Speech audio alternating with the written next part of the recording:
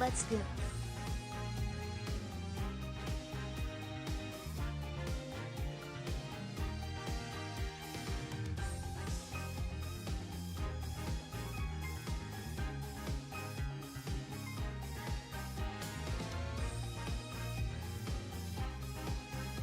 Hello, everybody!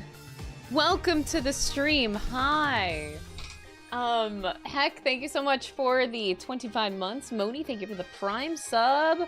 100%, thank you so much for the Prime sub. Diffusion, thank you so much for the membership. Pikes, thank you so much for the membership. Hold it! Thank you, everybody. Hello! Fox Girl, thank you so much for the membership as well on YouTube. Hi, friends! More Ace Attorney goodness. More Ace Attorney goodness! God, yesterday was such a good start. Well, anyway, go get the plushie, my friends. Go get the plushie. Did you guys know there's an amazing axolotl plushie that we need 200 supporters for? We have 62 right now. We have 62. We still need more supporters of the axolotl plushie.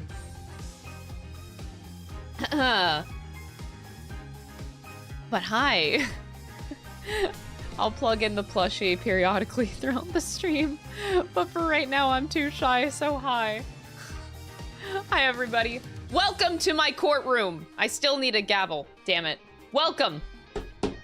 Court is now in session for the trial of Case 2, Apollo Justice. I don't know what's gonna happen. Well, okay, so Apollo Justice is gonna work for Phoenix Wright and Co. law offices, which will be interesting. We'll see. We'll see how this goes. Link for plushie in the YouTube chat.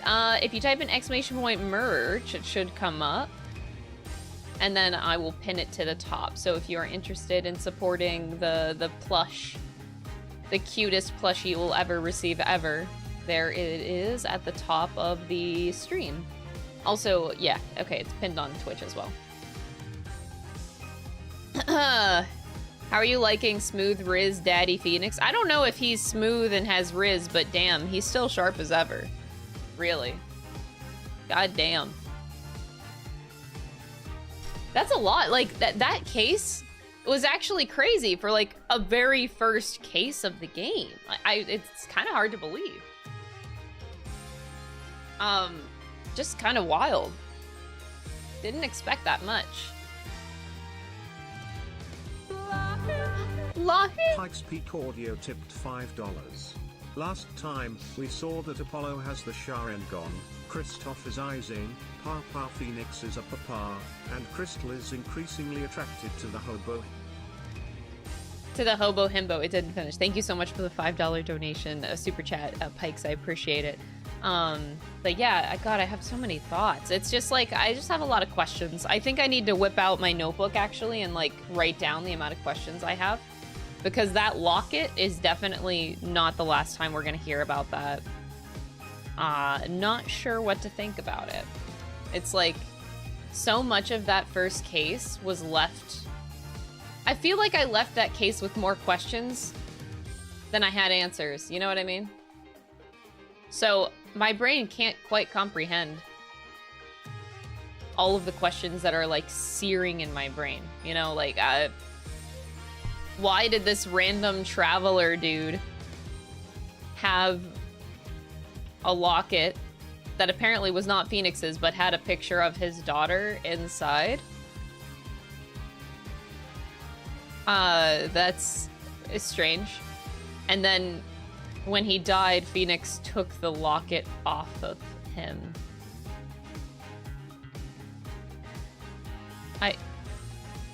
That is really weird. Like, all in itself, that is extremely weird. And we don't know anything about the guy. I have a feeling that won't be the last time we hear about Mr. like Shady Smith either, because just being this random traveler that just happened to come into the country, there's so much weird shit around that locket. So yeah, I think the locket is my biggest question of the day, but then there's also like the relationship between Kristoff and Phoenix is also extremely, extremely weird. The Killer, thank you so much for the 41-month resub. I appreciate it. Thank you for being a tier 2 sub too. That really does help a lot. Thank you, thank you.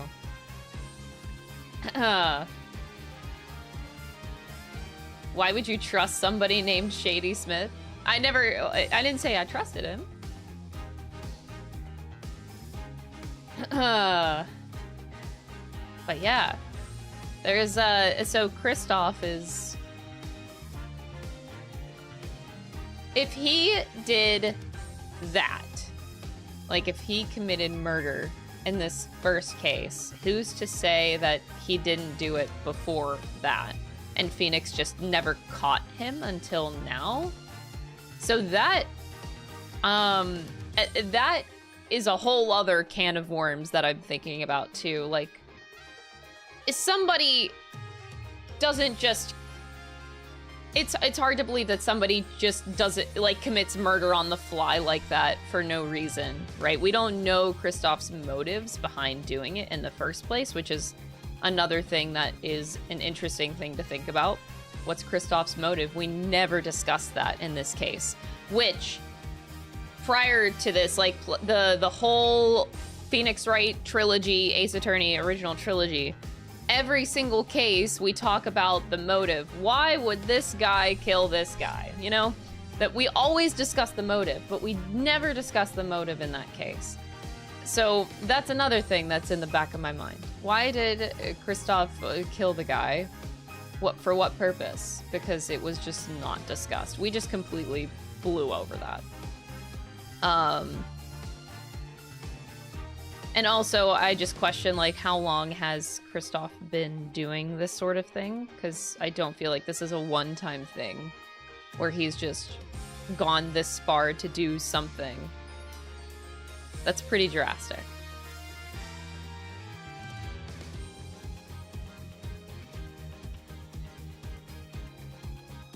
So we'll see.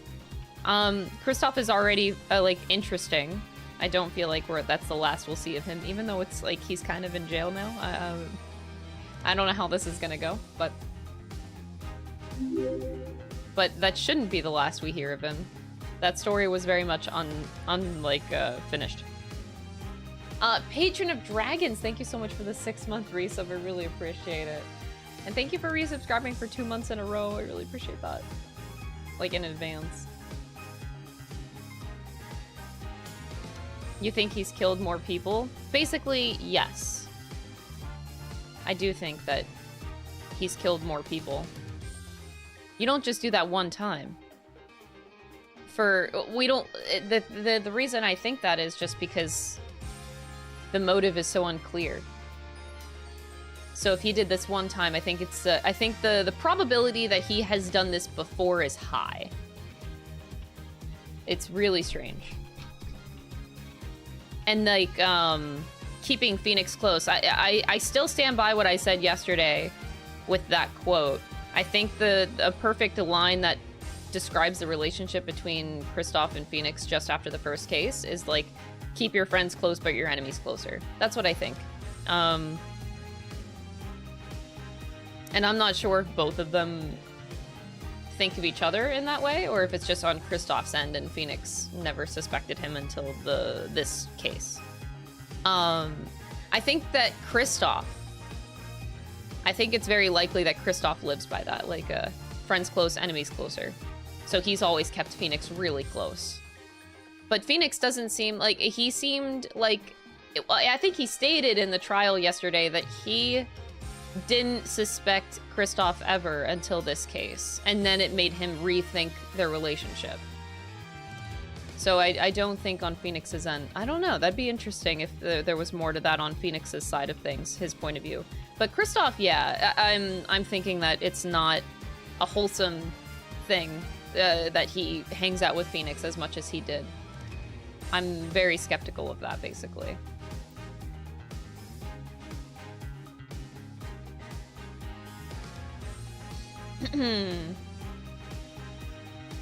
Yeah, that tutorial was insane. It really was. Like, I can't believe that was a great first case. Now we'll see where it goes from here. I have a hard time believing that every case is gonna live up to that one as a starter, but maybe this game will impress me. I like to keep my expectations low so that I'm more surprised.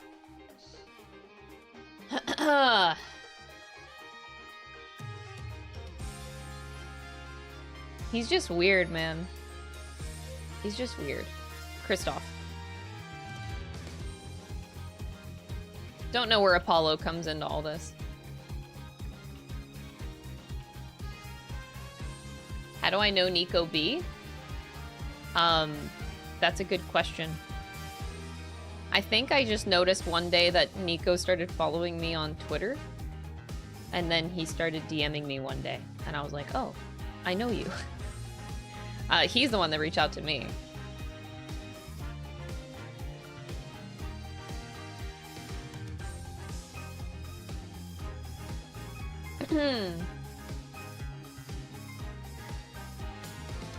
Apollo is eye candy. The hair, dude, the hair. It's crazier than Phoenix's, I have to say. That is his, sorry, Apollo's hair is special.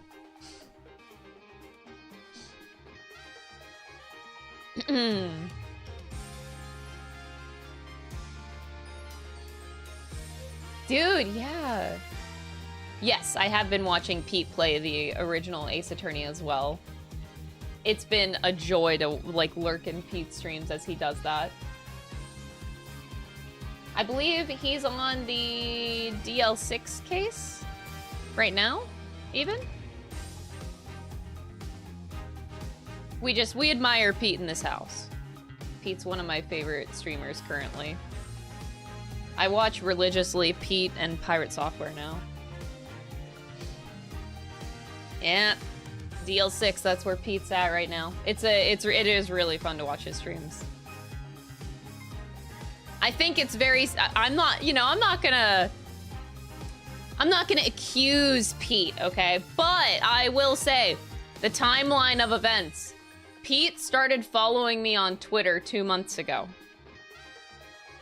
Is it a coincidence that he started following me on Twitter and then a month later he starts playing Ace Attorney? I don't think that that is a coincidence. I think he saw all my tweets about, you know, hyping up Ace Attorney, and I think I made him play. Just saying. Not a coincidence. I don't think it's a coincidence. I'm a trendsetter, apparently. I've noticed a wave, though. I mean, the thing is, this is prior to the announcement of Investigations. Now there's a wave of Ace Attorney love because of the Investigations release announcement. Like, that's a big deal. But before that, I do feel like I had influence on getting a lot of people to play Ace Attorney. I do. And I have cold, hard proof. You want to see? I can show it. I only recently discovered this because I'm honestly, I'm not much of a Steam person. Like, I play games on Steam, but I don't really look at Steam. So I don't know what you can do on Steam. But I did notice if you go to the library, and then I was looking at the Ace Attorney page on my Steam page, I saw something interesting. Wait, where is the original Ace Attorney? Is it Phoenix Wright Ace Attorney? Oh my, I can't find it in Steam. I think it's called Phoenix Wright, right? Oh, there it is. Okay. Because it's in alphabetical order.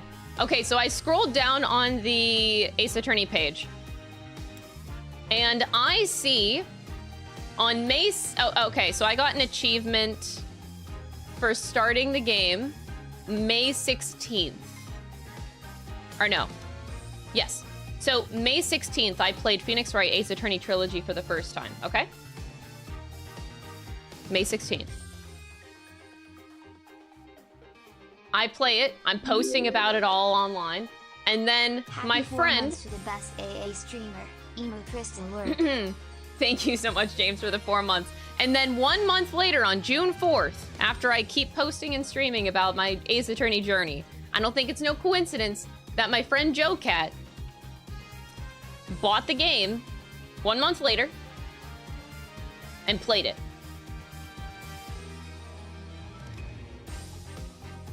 I don't think it's a coincidence. But that's not, but wait, there's more. But wait, there's more. Yeah, the receipts. You can see your friend's activity on Steam. I didn't know this until recently.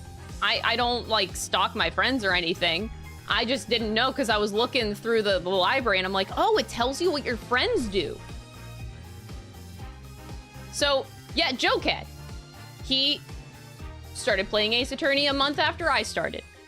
But wait, there's more. My other friend Max played it 4 days later. Bought it.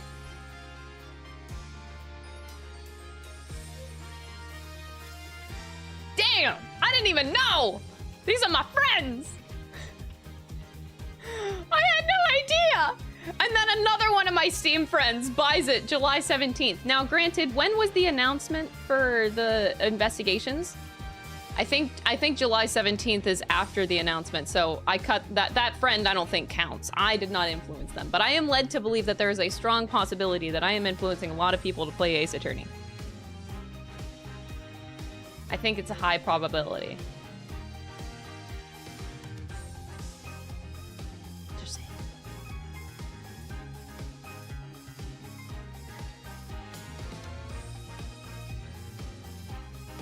Is it weird that I want to follow Pete? No. In fact, I don't know why you're not following Pete already. You should be. Actually, can we get a shout out command for Pete? He's streaming right now.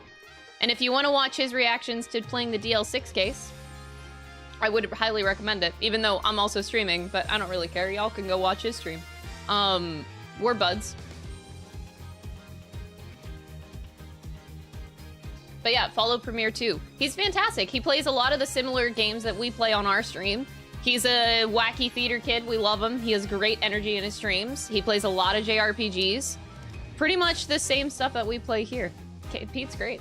Definitely would recommend watching Pete. Ace Attorney Investigations reveal was June 18th. So yeah, that would make sense. But hey, my other friends playing Ace Attorney is before the release date, is before that announcement date. Just saying, just saying.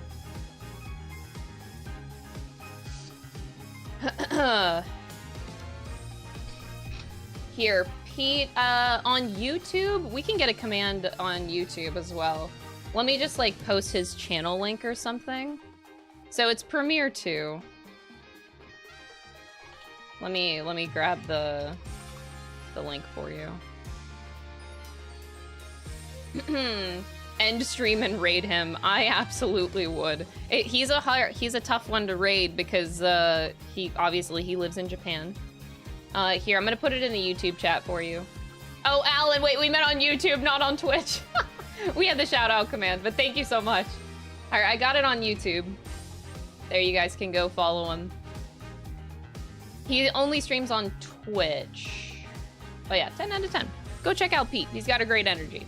Genuinely, he's one of the streamers I look up to the most right now.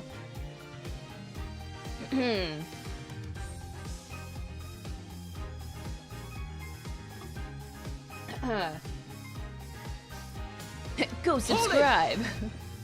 Aw, Emily, thank you so much for the tier 1 sub. I really appreciate it. Thank you, thank you. If you want to tell, if you guys want to vouch, here, I just brought up his stream, but yeah, if you want to say, hey, Crystal sent you, I mean, you could do that. But anyway, I think that's a good introduction to the stream. Now, I think it is time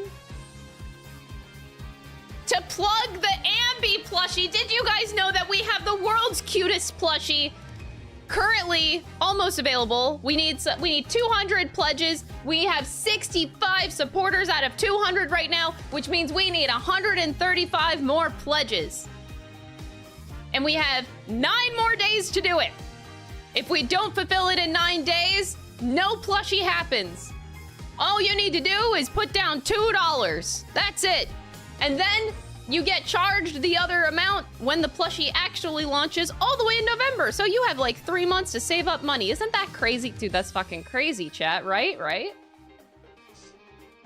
32% progress. That's wild. I'll try to get smoother with my... Okay, can we start a new thing in the chats? So anytime I make a plug for my merch, I need you guys to rate how smooth the transition was at a 10 out of 10, okay? So every time that it happens, you know who does that is Hassan. If anybody watches Hassan, anytime he does a plug, his chat just rates how good it was. So I kind of like that. Let's do that. That being said, let us begin the game here.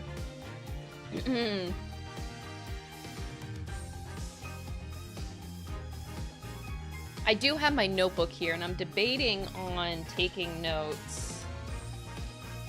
I think I will start to take notes, actually. 6 out of 10. Honestly, it was kind of weak. It was kind of weak. I'll get better. I'll get better. Do I... Why does it look off to me? No, it's fine. Alright. So I had a whole page dedicated to game number 1. This was game number 1 of Ace Attorney Trilogy. Okay.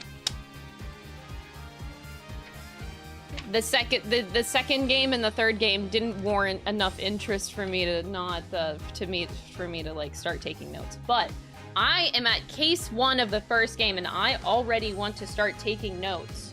Oh, I think it's funny that at the top I marked Phoenix Wright's number of his badge, 26381, because I never wanted to forget it. So, what was Apollo's? Apollo's number is 929XX3. This is very important for me to know. I'm sure that these numbers will become relevant eventually. It definitely will be, and you guys can't convince me otherwise. Got it? All right, load game. Let's do it.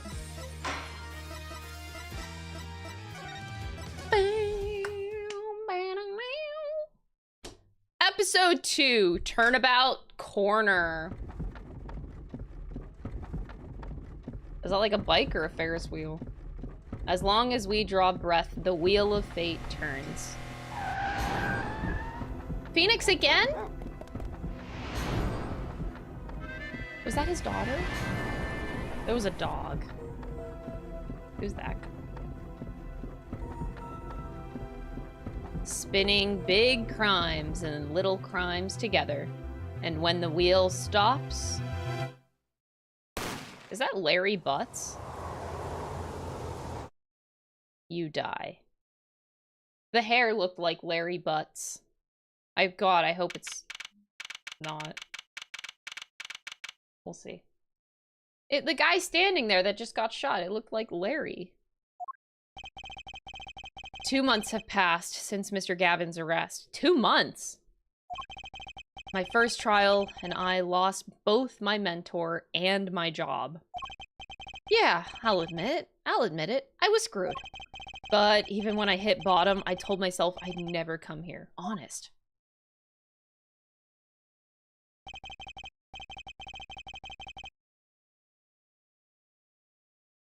Is that floating? Is that a floating fork?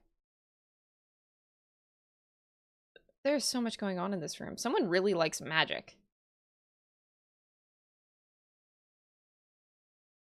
That's a lot of magician stuff. What the hell? Where are we? Oh, this is Wright and Co. Law offices? Oh, is this his daughter then? Oh, she said something about magic. Maybe she's studying how to be a magician. Okay, here being the legendary Wright and Co. Law offices. Wait, so that would make that Plant Charlie if this was the office. But I'm not sure if it is. This doesn't look anything like the office, though. Okay, Justice. Time to stop trembling. Ah, you must be here for the interview. Right this way. Huh? Yeah, you're the... Okay, so we actually are in the office. You're the kid.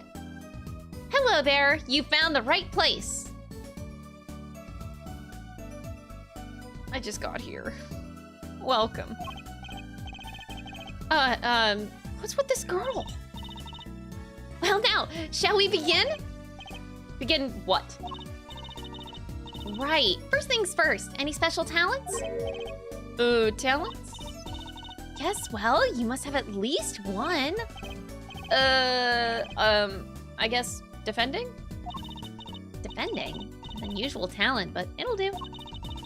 With a little jazzing up, of course. You think so? Let's give it a go, shall we? Huh? Go ahead, show me. Defend. Just give it all you've got. Don't hold back now. Well, what are you talking about? I can't just defend here. First lesson. A professional can perform anywhere.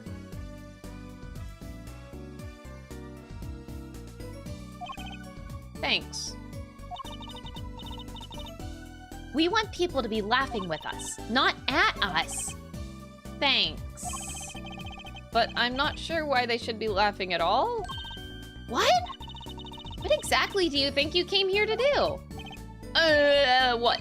Defend? No? Excuse me, but do you know where you are? Huh? The Right and Co law offices, right? Oh. I was afraid of that. Don't worry, you're not the first. Then what is this place? Look, what's going on here? Who are you? I came here to meet with the person in charge. Well, you've apparently made no fewer than 2 mistakes. Mistakes? But I got a call from Mr. Wright this morning. Perhaps you should go read the sign out front again. What's there to read? Look, it says right there. Oh. Why does it say Right Talent Talent Agency? Welcome to the Right Talent Agency, where you've always come to the right place. I hate my life. I'm Trucy Wright, CEO. I'm a magician. CEO, sweetie, you're a child. She's 15!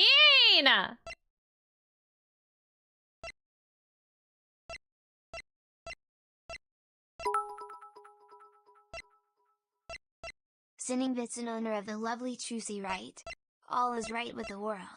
I'm ready for some amazingly magical turn-abouts. Thank you for the 100 bits. I'm gonna pause alerts because you guys do have a tendency to like over-talk about a character I literally just met, so I'm gonna pause. Future stage magician in training. Okay, that's cute. She's a little magician. My brother, whenever we were kids, he wanted to grow up and be a magician. He had a lot of magician things in the house. He studied a lot of it, and then he grew out of it.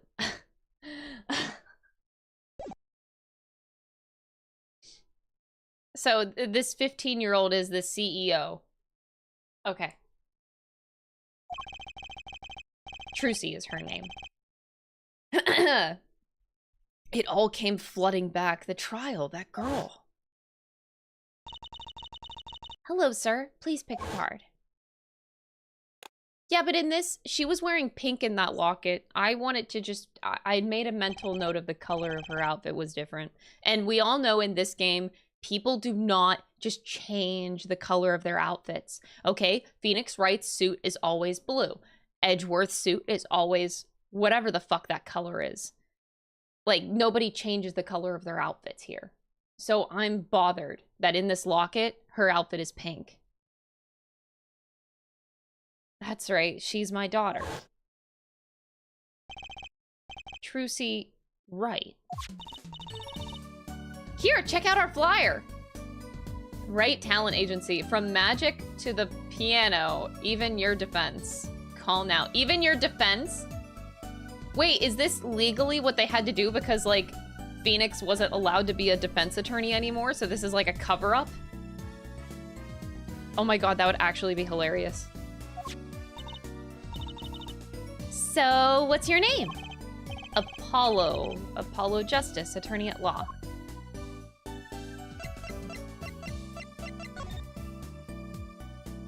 Wait, can I present people? Ah, fuck. But I can present my badge!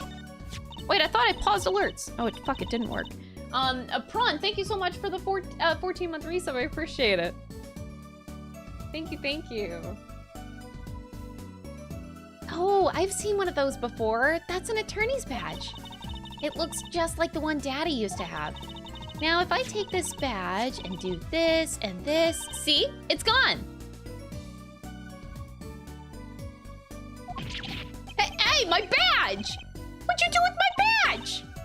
No need to worry. Just look in your pocket. Huh? No way, my pocket? Wait a second, there's something in there. It's a flyer for your agency!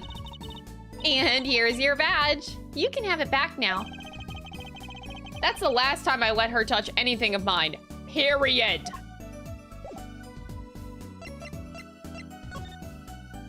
Okay, I want to examine this room. There's a lot of shit going on. What the fuck? That's one of those hula hoop things everyone was crazy about way back when. Really? I had no idea these were that popular. I'm not so bad with one myself, actually. I'm still learning. So you can really make someone levitate with it? Show me. I have no idea how. It's just a normal hula hoop, isn't it? Whoa, that fork is floating! Not. Why do you have a plate of plastic spaghetti here? That right there is the whole reason I became a magician. Do tell. I saw a plate just like that in a restaurant once. The floating fork looked so real. That's when I knew. Someday I'd make magic more amazing than that spaghetti. Okay. There are all sorts of strange paraphernalia sitting on top of the piano. Those are my magic props. Practice, practice, practice. A professional never leaves their weapons far from reach. But you can't play the piano with all this junk on it. Oh, no one plays here anyway, and the neighbors complain. I guess Mr. Wright really can't play. Everything is a cover-up. I don't understand. So who's this? This looks like your real dad? Not your adoptive dad? An old sepia-tinted photo of a man in a silk top hat. That's my favorite magician! I want to be just like him someday. Ah, damn it. Sure, nice. Good. I guess it's good to have a role model, even if he's gonna be well over 100. How rude! Wait, did you just read my thoughts? A strange split box leers at me from the wall. Is this one of those boxes for cutting people in half? That's right. This cabinet is used for an illusion called the zigzag. I've seen one on TV, but why is one just sitting here in your office? Oh, it's a little big for me, you see. So I'm using it as a furniture. Hats in the top, shirts in the middle, and pants down below. I think it's a nice touch, don't you? It's not exactly what I'd call a welcoming decor.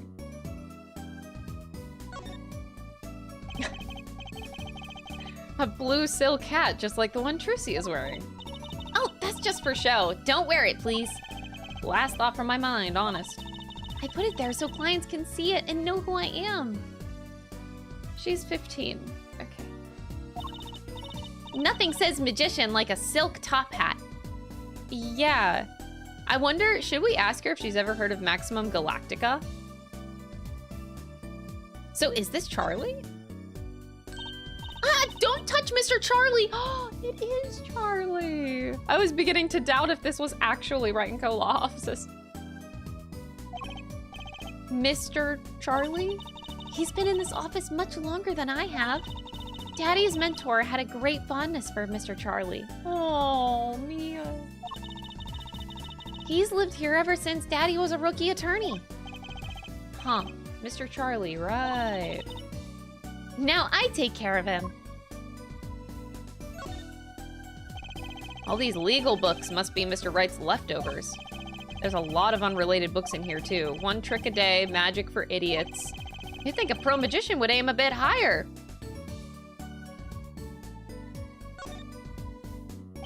That table doesn't look very sturdy.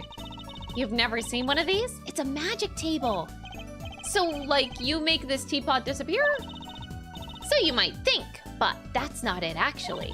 Before your very eyes, the contents of the pot change. From Earl Grey to Darjeeling. Kind of hard to see the difference, I'd think.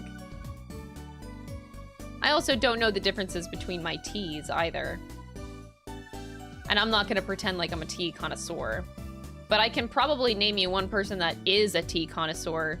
And his name starts with Edge. Edgeworth. So, is this really a talent agency? You bet. Daddy started it 7 years ago when he quit law. This is definitely a cover-up, isn't it? This business is a cover-up. You can't convince me otherwise. Miles Edgelord. Yeah. Edge.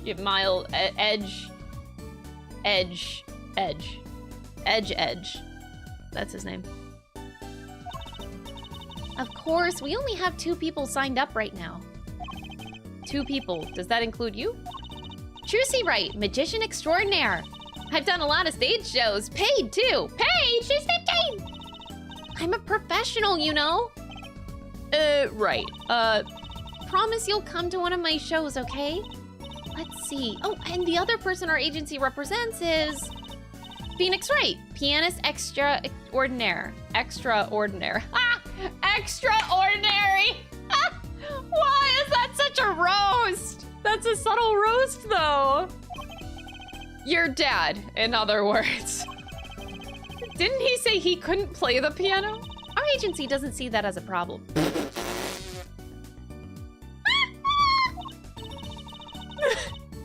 Why, there are many magicians who can't do magic.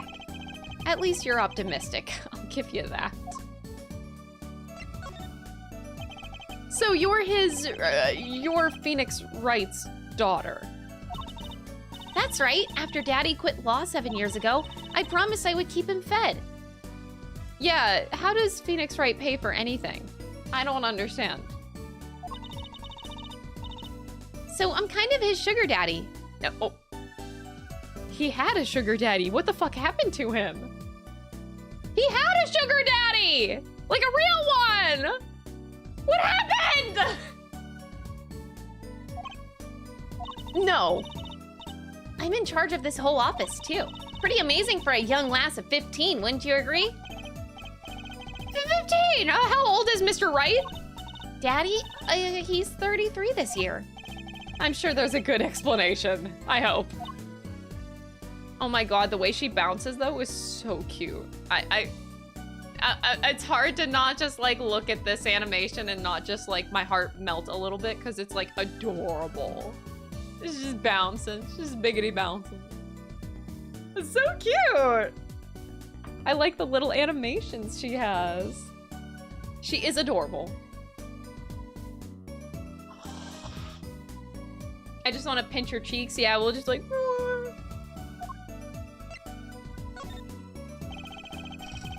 About Mr. Wright giving up law. It was because of that incident 7 years ago, wasn't it? You know about that? Not the details. I remember the news, though. It was a big deal. So I hear. I was too young to understand what was going on. Yeah, you were 8. I'll ask Daddy about it next time I get a chance. Daddy. Right. That reminds me about Mr. Wright. Isn't he, like, gay? Just kidding. No, he's definitely, like, bi at this point, but... he's not actually your blood-related daughter. You're not actually his, like, real daughter. I mean, family is family, but, like, we still gotta know, okay? He gave me a call this morning to come in. Daddy's not here right now. He's in the hospital. What? What? The hospital? Yeah, he's on strict bed rest until he gets better. What? Okay, which hospital is Mr. Wright in? I'll pay him a visit. I swear to God. I swear to fucking God. If this game says Haughty Clinic, I'm quitting. I'm not playing. Oh, the Hickfield Clinic. Oh, thank God. Wait, that doesn't sound much better. Hickfield? That also doesn't sound good.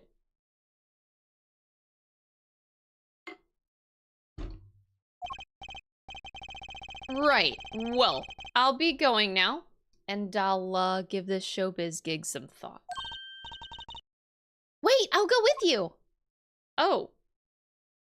Okay. What the fuck? Is that the Steel Samurai? That's the Steel Samurai on the TV! Is he just sitting in the hospital watching a bunch of Steel Samurai?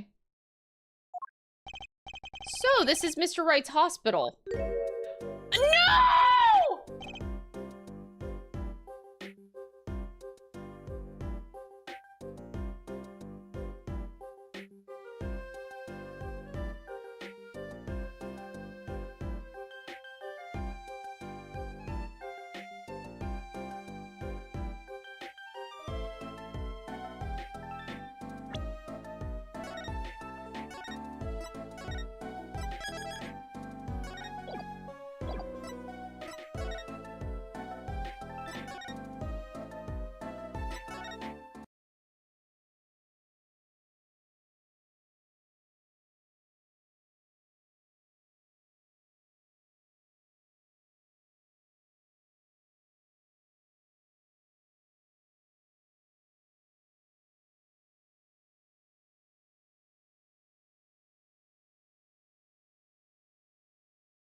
That's the end of the playthrough.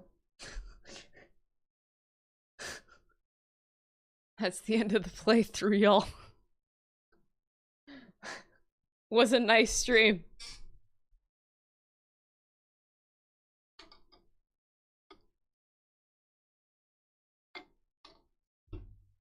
I gave it my all. I did.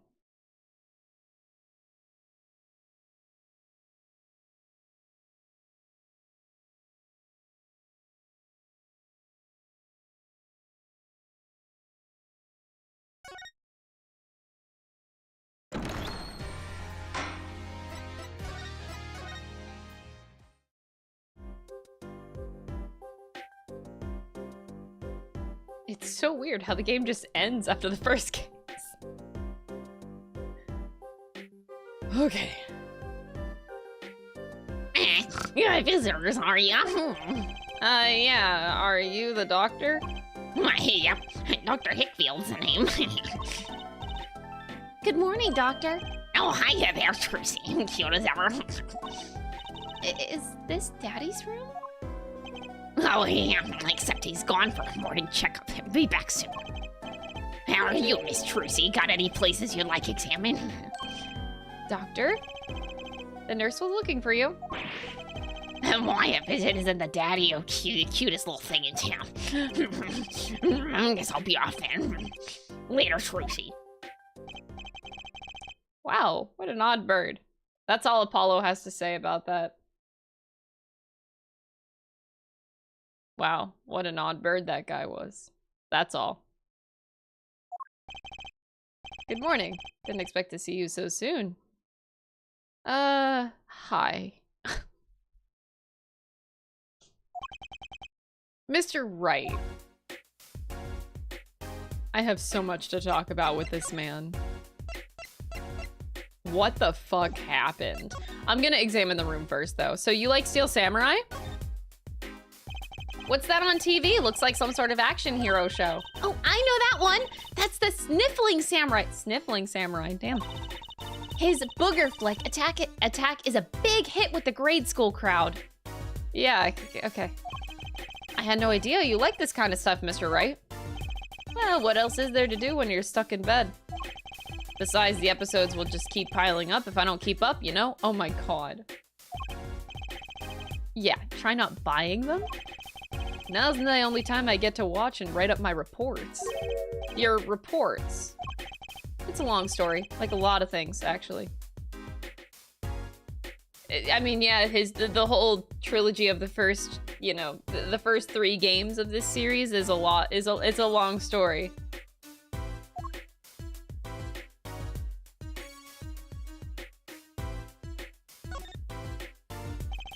Mr. Wright's bed. It's really messy. Look how messy this is! You're just hopeless without me, aren't you, Daddy? Yikes, she's attempting to clean up. Look out! You got me. What can I say? I was raised in a barn. Try not to let word get out, Apollo, if you don't mind. Yeah, it might ruin your illustrious career pretending to play the piano.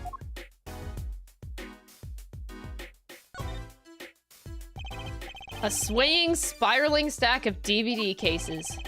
The Steel Samurai, the Nickel Samurai, the Pink Princess, the Zappy Samurai, Electric Bugaboo, Boogaboo. Boogaboo. Boogaboo. They're all children's action hero shows. This kid I know keeps sending them to me. Kid? Maya? Say her name. Say her name, coward. Huh, like a niece or nephew? Something like that. It's Maya. Quite the collection. This kid's parents must be really generous with their allowance. Funny, Mr. Wright doesn't seem the type that kids would like. What? What makes him say that? What the fuck? That's uncalled for. Holy shit. This looks like a child's toy piano. Gotta practice. Wouldn't want my fingers to get stiff. A pro always keeps his weapon close at hand. Shall I pay you a tune? No thanks. How unfortunate. I so rarely get a chance to play.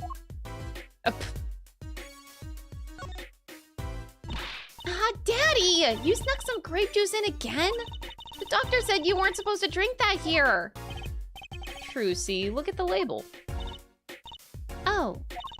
Deep sea mineral water. That's fine, I guess. I switched the labels. Don't tell Trucy, okay? Oh. Why is he so obsessed with grape juice? What can I say? The man loves his grape juice. I don't get it.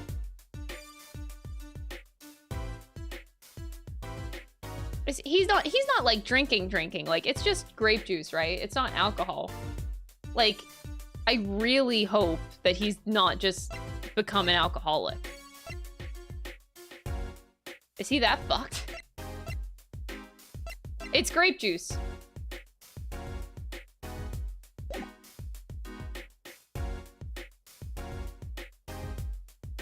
It's just grape juice. I just don't want to, you know, the implications. Oh my god, I can show Phoenix Wright my attorney badge! What's that? It looks strangely familiar. How could you not recognize an attorney's badge? It's been 7 years. I've forgotten a lot of things.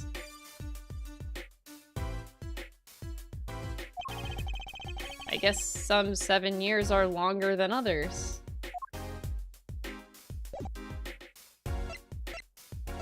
Yikes. What is happening with this man? I need my badge. Hold on.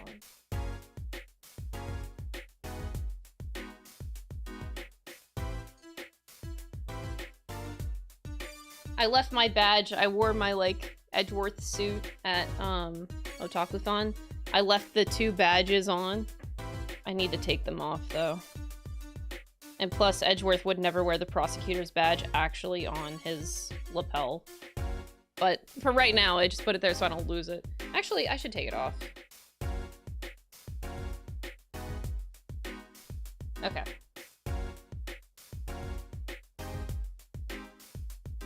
This is my nice badge. This is the brass one. It'll just go right here. Bro is crying inside? Dude. Feel so bad for Phoenix. Bro. Alright, I got my badge on now. So, what the fuck happened, bro? So, what happened? Who could have imagined it? Me, victim of a hit and run. You were hit by a car? Oh, he tried to swerve, I'll give him that. Picture me tossed 30 feet through the air. Only stopping when my head hit that telephone. You hit a telephone pole with your head. Are you okay? Thankfully, my only injury was a sprained ankle. An ankle! He hit his head, but his ankle... What? He really is as lucky as they say! What the fuck? Phoenix, you good? There's something that, well, it just doesn't sit right. I just can't believe you have a daughter, Mr. Wright. And she's so big, not fat, but you know what I mean. Oh, Trucy's still a child. Daddy, how many times do I have to remind you? I'm not a child anymore. You'll always be Daddy's little baby girl to me, Trucy. Oh, that's so cute. Phoenix Wright dad era. Oh. Haha, my foot, I'm not buying it. Oh, something you should know about Trucy. She's a magician, right? She told me. Not a mere stage magician, she's a genius.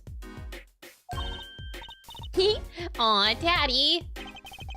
You'll soon come to appreciate her talent. You could just tell me things instead of insinuating them. I think it would kill him, though. So why did you contact me? What could the Right Talent Agency possibly want with me? No need to get prickly now. I didn't ask to be dragged in like this. Huh? But didn't you come into the office of your own free will anyway? Well, yeah, of course. Help! We're in big trouble here at the office! Big! I thought someone was dying. Wait, Phoenix said that on the phone? So you don't think this is big trouble? Bruh.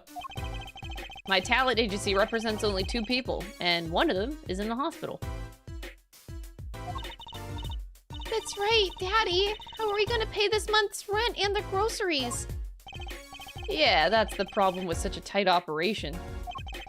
It's a symbiotic relationship. When one of us falls, the other too must fall. Hey, this isn't exactly a suitable conversation to be having with a 15-year-old kid! In any case, if Apollo here can't help you, you'll have to transfer to a new school. Again. No, I can't. I only just made friends. How could you do this to me? To us? Polly!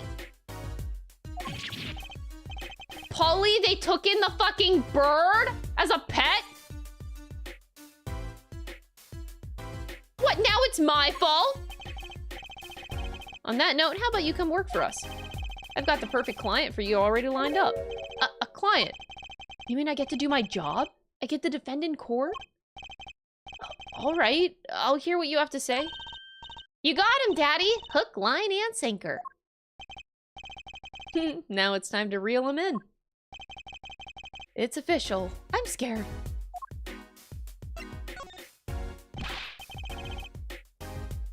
All right, so who's the client?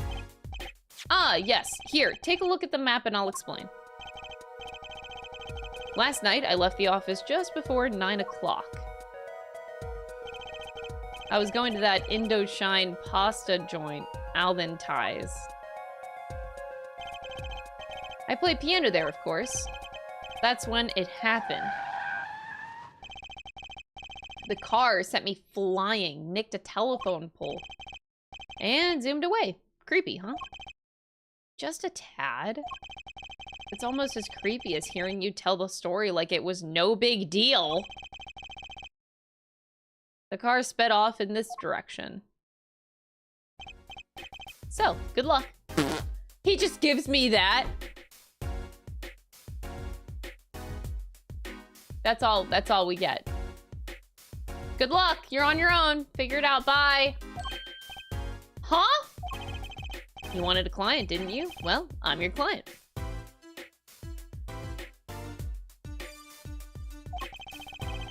Find the guy who knocked me into that telephone pole. Whoa, hold on! I'm a defense attorney, not a detective! Don't worry, once you've found the guy, I intend to sue him. Then you could stick it to him in court. I'm not a prosecutor either!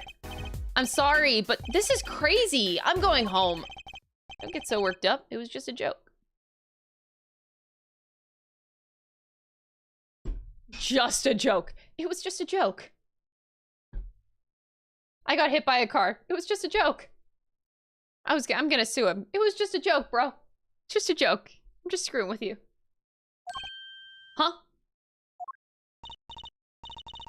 Oh, Daddy. Sorry, Apollo. He just loves jokes, you know. Even the ones that aren't very funny.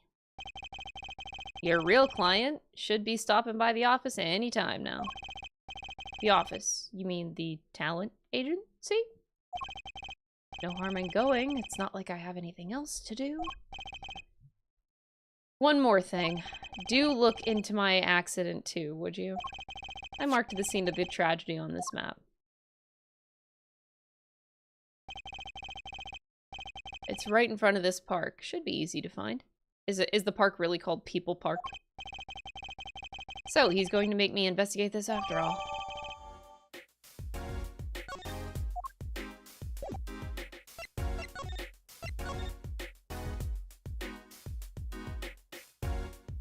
"5 yards. Okay. I marked the location of the accident on your map. Find the criminal who knocked me into that telephone pole. Okay. Hey!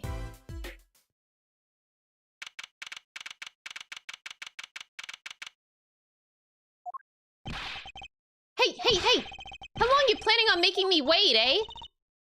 Ah, good morning! Oh!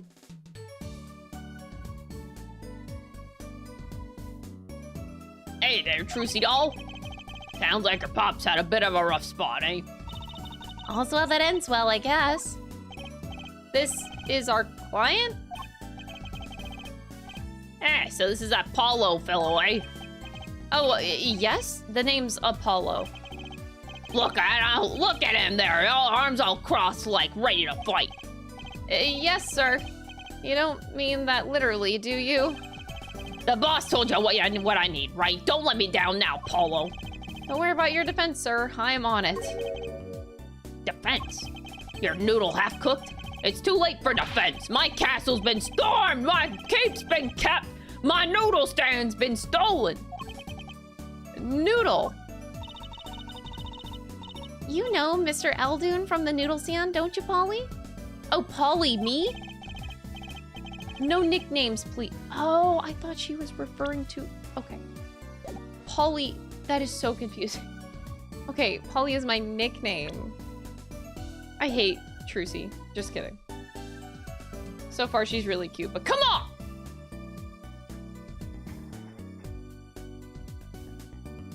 And no, of course I don't know him! You new in these parts?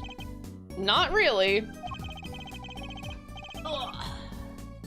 Then you know the best noodles in town, Eldoon's Noodles. Whose noodles? My noodles. Help me out here, Trucy doll. This is Mr. Guy Eldoon. Oh, I just realized Eldoon is noodle backwards. Jesus Christ, this game. This guy is Mr. Guy Eldoon, our client. Maybe you can tell us what the problem is, Mr. Eldoon? Anything for you, Trucy doll.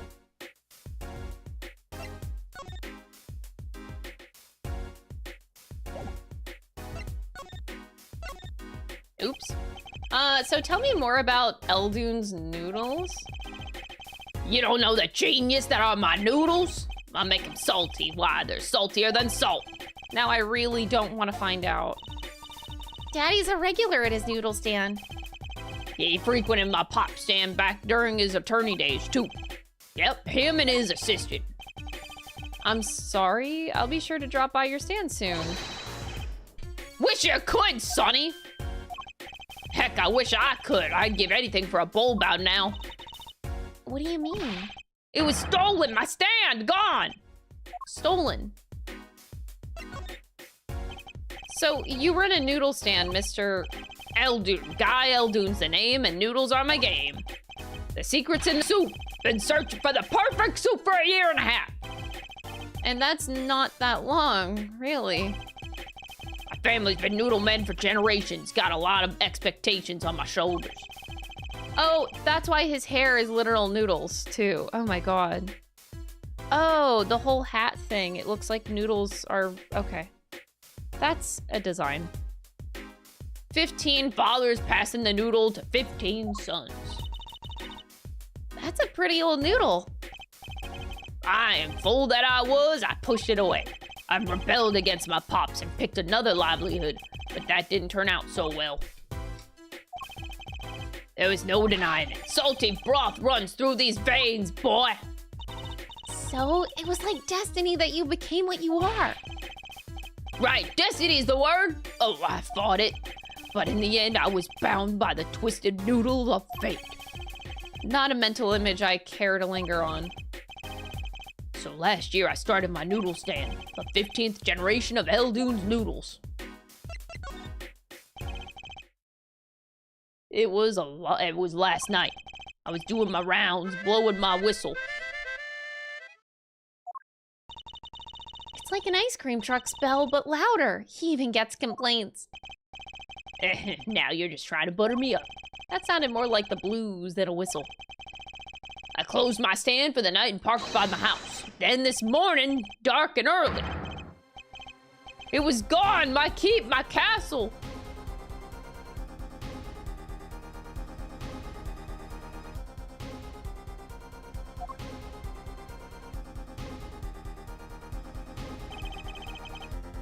Maybe some bum carted it off?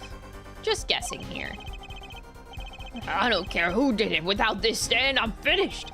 Oh, my noodle bowls were in there, too. That's the saddest thing I've heard all day. You know it. Anyhow, that's the deal. Good luck. Huh? Good what? Huh? Wait, what exactly is your request? My noodle stand, find it! And the day you bring my baby back is the day you'll feast on many noodles as you want. Of course, I make it so hot and salty 2 bowls will kill a man, so then I'd really need defense. Speaking of defense, that's what I do. I'm a lawyer, not a detective. This is where I live. You drop by if you need any info, okay?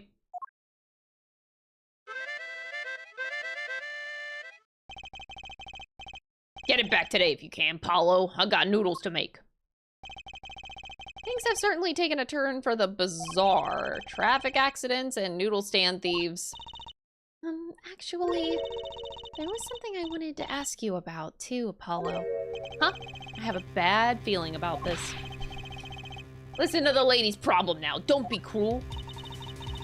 I lost something last night. That is, something was stolen. Hey, what's this? More thieving and skullduggery? Well, someone stole a pair of my panties.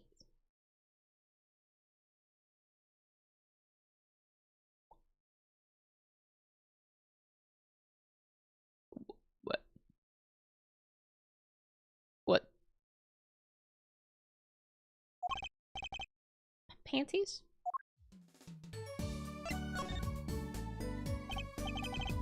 So they were stolen. My panties, yes. Right. Panties. That's a crying shame. That is, Trucy doll. I was alone in the office last night. I had hung up my panties out the window there to dry. The dog, though. When a thief came and took them, my favorite panties!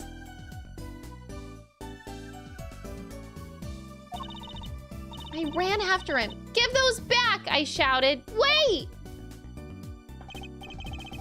Well, that was certainly brave of you. But I lost him. Without those panties, I don't know what I'll do. A darn crying shame, yep. Well, at least the scene of the crime is convenient. I'll mark it on your map. I'll be heading home now. Remember to find my stand and there's an empty bowl in your future, Paulo. Right. And you help out Trucy doll here too, you hear? Okay.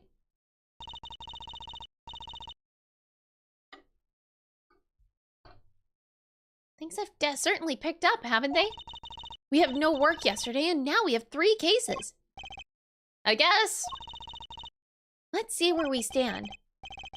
Not in a courtroom, that's where. Well, the first item on our list, Phoenix Wright, Daddy's hit and run accident. We have to find the one who hit him. Who's gonna pay us for this again? And the second item, Mr. Aldoon's request to find his stolen stand. For which we stand to gain a bowl of salty noodles. And the last request is mine, to find my stolen panties. That bowl of noodles is looking better and better. Let's go, Polly, to the streets. Aren't you enthusiastic? How could I not be? Let's crack these cases, you and me. I guess we might as well get started. Let's see, a hit and run, a stolen stand, and last but not least, stolen panties. This is a good day.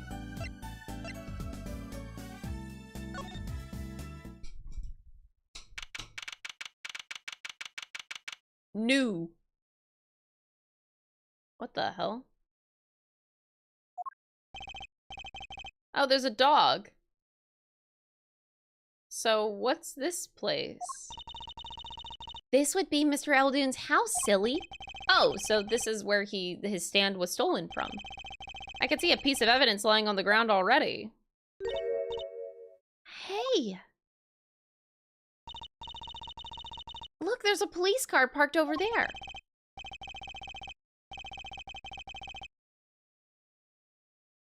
That's the second time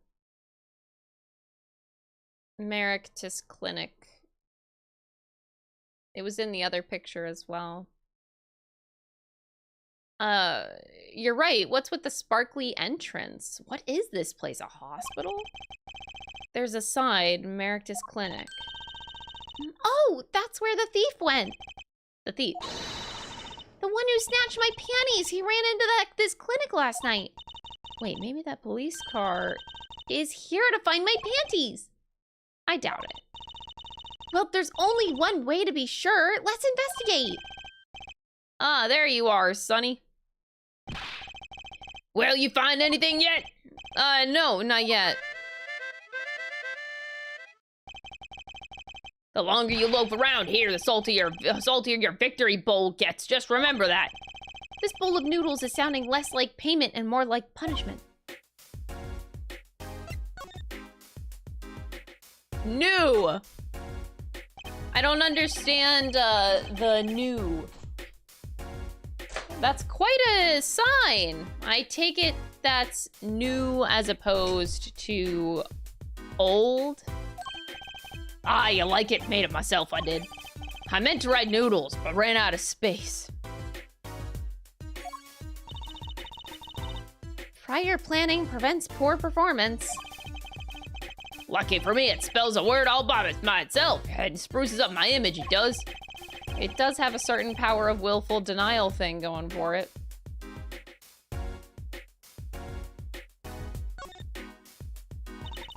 This house is, well, it's old. It's been well loved, that's for sure. I've lived here with my wife for how many years now. It's got character, though. It's just like my soup. I always thought that character was a positive thing. Damn, Apollo! Looks like the oil drum is connected to that sink over there. Collecting rainwater to do the dishes. How environmentally conscious. You don't think he uses rainwater to cook his noodles and to make the broth, do you? Oh, I'm sure he finds the best water money can buy. Taste is his business, you know. Look, that sign over there.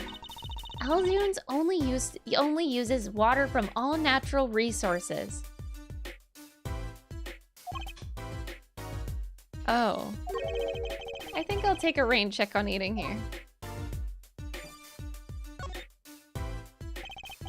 There's a handwritten sign here. Save the light. Save the light, indeed. Mr. Aldoon's house is practically in the dark here. I guess the hospital clinic next door blocks the sunlight. Everything's gone wrong since they built this monstrosity. Broth needs sun or it rots. What's a man to do? They just want my customers to get food poisoning so they can turn a pretty profit. That seems like a lot of trouble to go through for a few extra patients.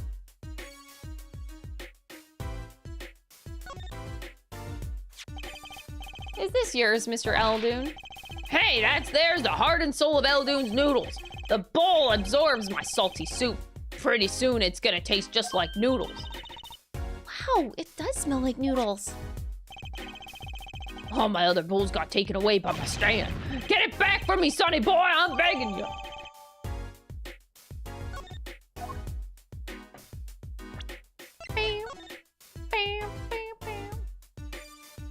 Why? With the faces? It's the Eldoon's Noodles mascot. Mr. Salty. Oh, he's so cute. It's not very endearing mascot, is it? You know, come to think of it, it looks a lot like you, Apollo, especially the red parts. Can I help it if I like red?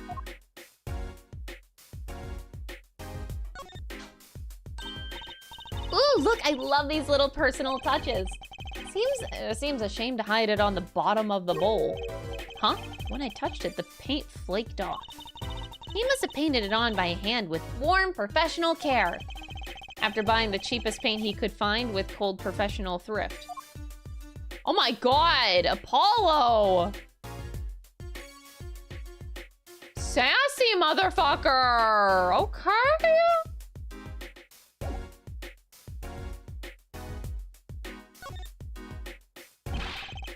That's the place, right there. That's where I kept my stand covered all nice and purty with that blue tarp there. So you use this plastic sheet to cover your stand at night? I see. You see what? Did you figure out why it was stolen? Well, no, but it does suggest that the thief knew what he was or she was looking for. They clearly knew that she was under what was under that sheet. So it wasn't one of those casual drive-by stand snatchers, you mean? Not bad, sonny boy, not bad at all. Look, a doggy! Good boy, Salty. I'm sure the dog has a real name, Trucy. Yep, sure does. Name's Spoon, and it's a she, by the way. Spoon doesn't seem so lively. She didn't get her bowl of salty broth this morning, that's why. Poor little thing. Apollo, let's find that stand soon, for Spoon's sake. I'm pretty sure dogs aren't supposed to eat noodles.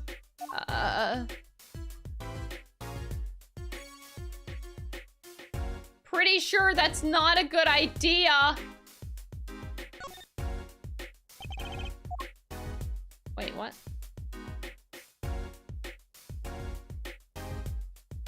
Oh, I have to like... Okay, I was confused about what button I had to click for that. Okay. Looks like they're having a special offer going on. 3 shots for the price of 1. Ooh, now's our chance, Apollo. Chances for what? I don't need any shots, thank you. Whoever runs this clinic, they seem pretty business-minded. I'd understand if there was an ambulance outside, but a police car? Maybe they're tax evaders. Sorry, miss. No going into the clinic today. Did something happen? Huh? Oh, no, nothing to see here. Move along. You'll have to find someplace else to play doctor. Do we look like the right age to be playing doctor? We need a little bit more info on this Maractus clinic. We could ask Mr. Eldoon. He is their neighbor and all. And we should check out that garage. What if the thief who stole my panties is still in there?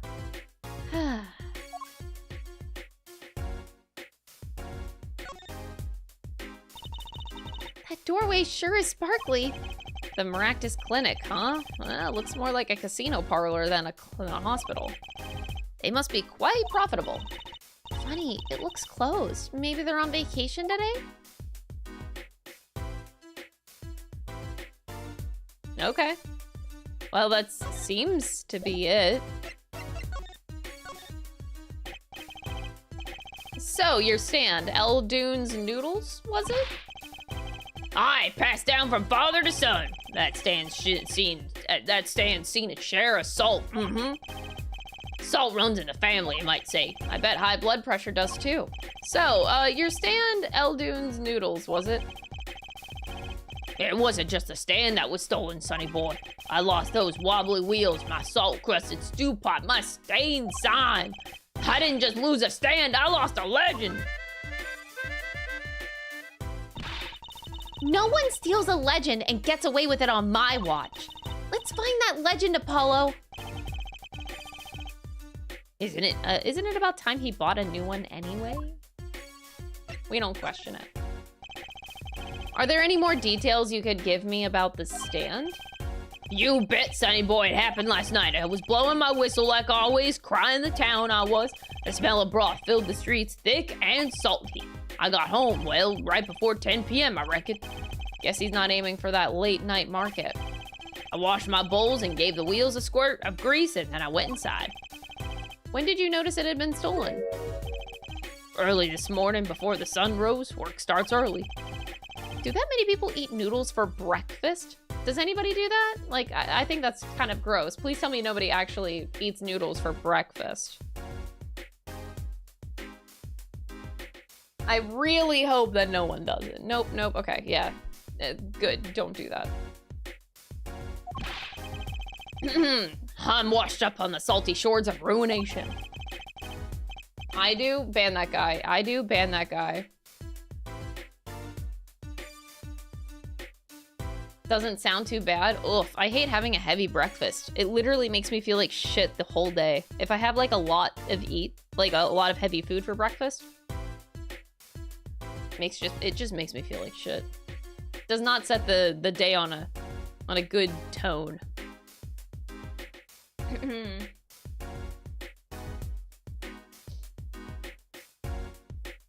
You have in the past? Damn, I can't ban you then. Ban the I do guy. That stand has my whole life in it, Nate, my whole being. They took everything? All my soup stock, my noodles, my bowls, and my dreams. At least they left one bowl. Look, there on the ground.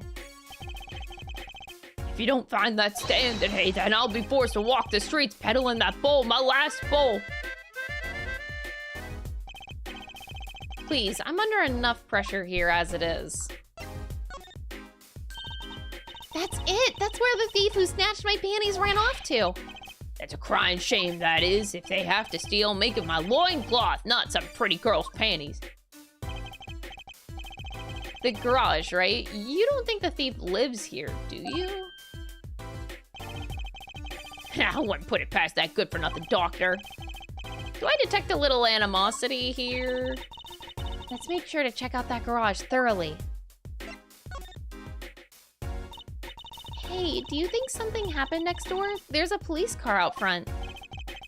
Probably gave someone food poisoning, I bet. If anyone's at risk of giving someone food poisoning... Oh my god, god damn. He is, You know what? I think we could just sympathize with Apollo for a second. He's frustrated. He lost his job 2 months ago. He's forced to be here. He got coerced into being here. He just wants to get paid. He just wants a job. And he's just forced to do this shit, basically. For practically nothing. He's not even getting paid, probably, for this. Dude is so... His inner monologue is borderline just straight up rude, not even sassy. It's like a step above sassy. Like, he's kind of just straight up rude, but I don't blame him. I don't blame him because he's not in a good situation. Like, he's straight up a bitch.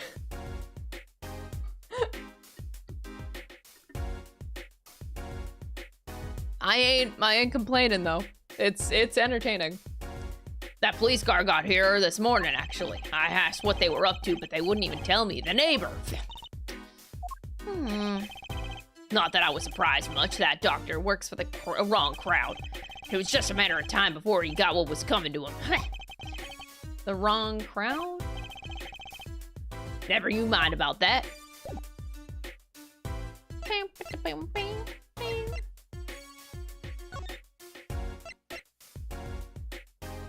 to the garage, I guess.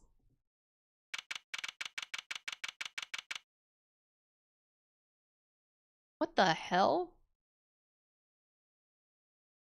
The rear view mirror. Oh my god, is that a cat? This is the place. This is where that panty snatcher ran. Are you sure? Maybe. Let's look for clues. Clues to a panty snatching. Clues like a pair of panties. Trucy? Could you try not saying panties so many times? Examine the cat. Why is there a cat? There's a cat. There's a cat. There's a cat. There's a cat. Hey, a kitty cat. Here, kitty, kitty, kitty.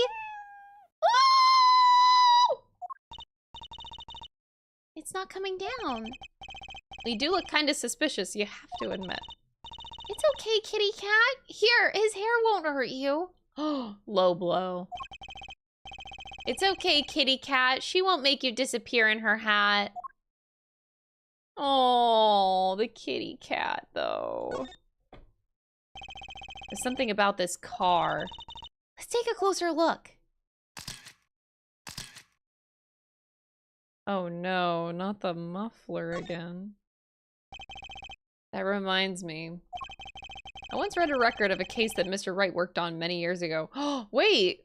I thought that that was like an extra case. Oh, they actually, okay. It was like not in the main game, but... Apparently there was this car with a piece of cloth shoved into the tailpipe. That piece of cloth turned out to be a vital clue to solving the case. Wow! I remember that case record whenever I'm checking out a car, and I always check the tailpipe. Everyone's got a hobby, I guess. Wouldn't it be funny if... Hey, there's something in there! What? Wait a second, are these your... My panties! You can't be serious. What, already? Wow, thank you, Apollo, you're a genius! Amazing! No, really, don't mention it.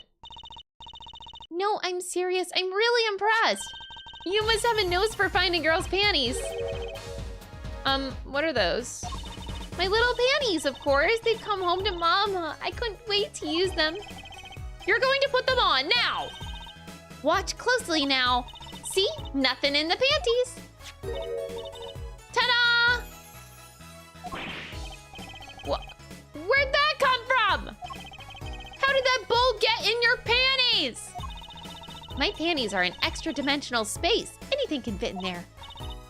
They're my magic panties. It's one of my best tricks.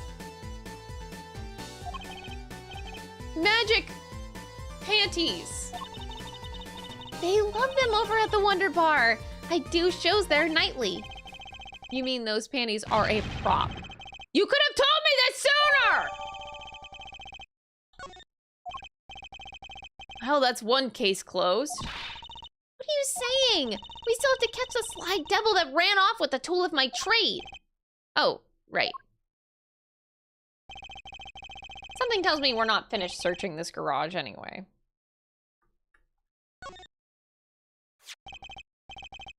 Oh boy.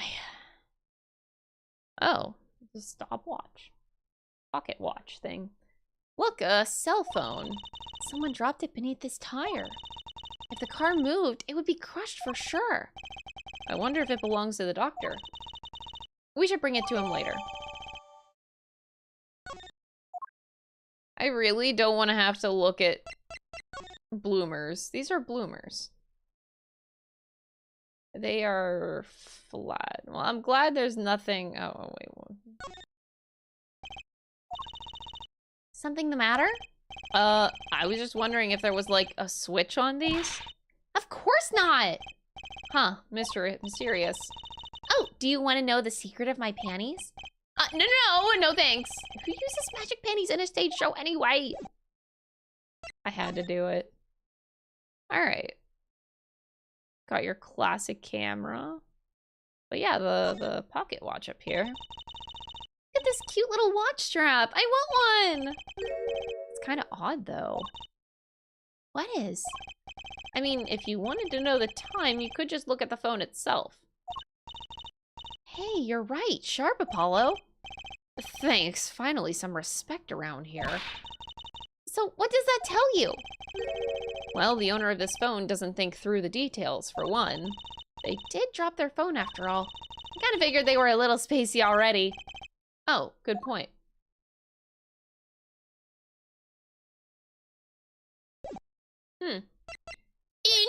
Interesting. Very, very interesting. Hey, look at that! The mirror has been broken off. Now this is a clue. What? You're smiling like you know something I don't. You aren't keeping a clue for me, are you, Polly? A clue? Let's see. Oh. Oh.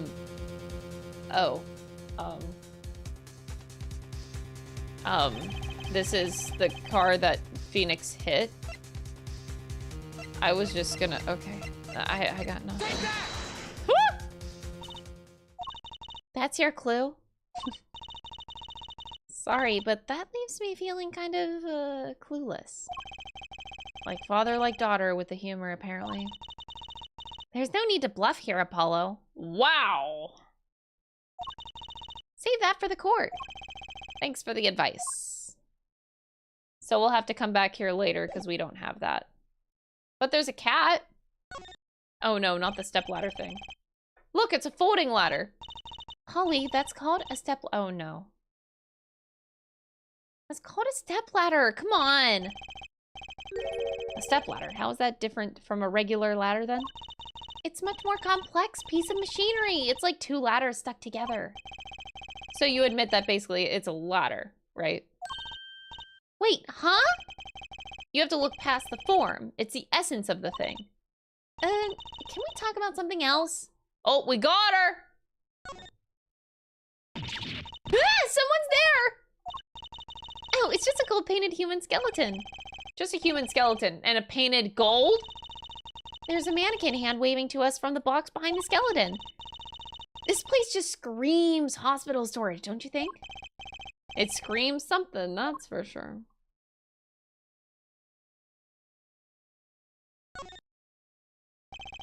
There's something about this car. Oh, no, that's not what I was going for. That's not. I was trying to... Okay. Well, I think we're done here. We have to go back. I guess I was supposed to go to the accident scene first. Ladders won that round. Oh, is this like a constant competition? Team ladder, team step ladder. I didn't know. I didn't know this was a thing.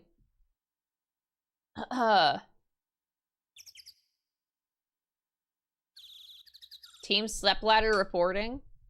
Oh my god. Team ladder. So, this is where Mr. Wright got hit by that car? According to the map, this is the place. What a huge mansion. Apollo, there's a nice looking lady over there. Let's question her. Okay. I'm a little curious about, what the fuck? Okay. I'm a little curious about the park over there, too. What?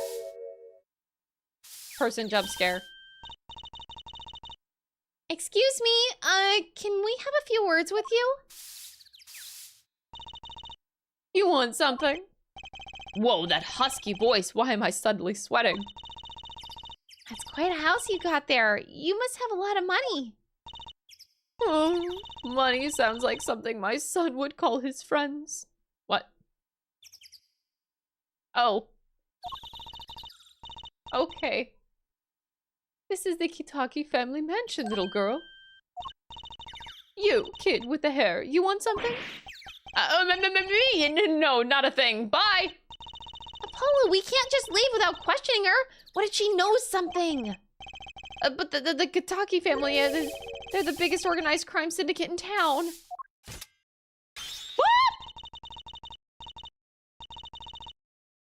If you're going to ask something, ask it. If you're man enough. Oh, right. Yay! Way to whip him into shape, ma'am. Trucy! She has no idea. Does she? No fear? Kids usually don't. I'm Plum Kitaki, wife of the fourth head of the Kitaki family business. Friends call me Little Plum. I'm Little Apollo Justice, attorney at law. If looks could kill, this woman would be a mass murderer by now. Hi, I am an attorney. Sorry, kid, I got no idea what you're talking about.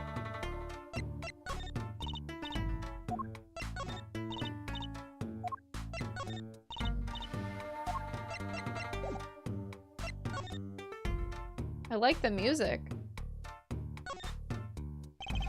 A brightly painted dragon. Why do I get the feeling that he's glaring at me? Those paints must have been to repaint this wall. That's right. I called in the artist to do the job right. He's the third so far. The third. The first spilled paint all over the entrance here. The second on my kimono. So no, don't tell me. It's better that I don't know. There's paint splashed all over this gate. What a mess. Was this paint knocked over by the car that hit my daddy? That's right. I'm left to clean up the mess. If you find whoever did this, bring this scoundrel by, won't you?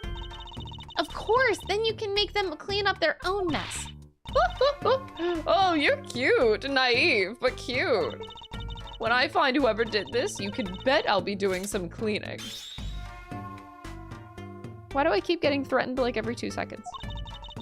There's nothing I dislike so much as a mess. Oh, I wish I could say cool things like that. I'll bet you do. I'd laugh if my teeth weren't chattering so hard.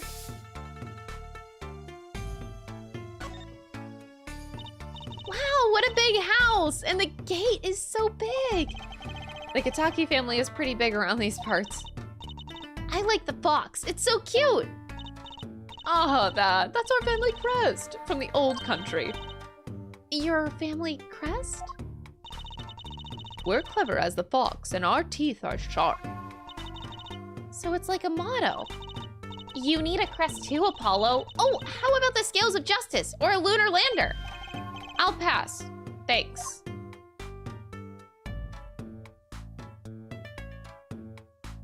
Okay, I think that's all we can look at for the time being. Little Plum? There's a really cute name for someone so... Yes? Whoa. What is it, Apollo? How about you go through me when talking to her, okay, Trucy? Huh? That seems like a bit of a needless procedure. I'm a lawyer. I live for needless procedures. Oh, little girl, you should know. We're gangsters. Gangs?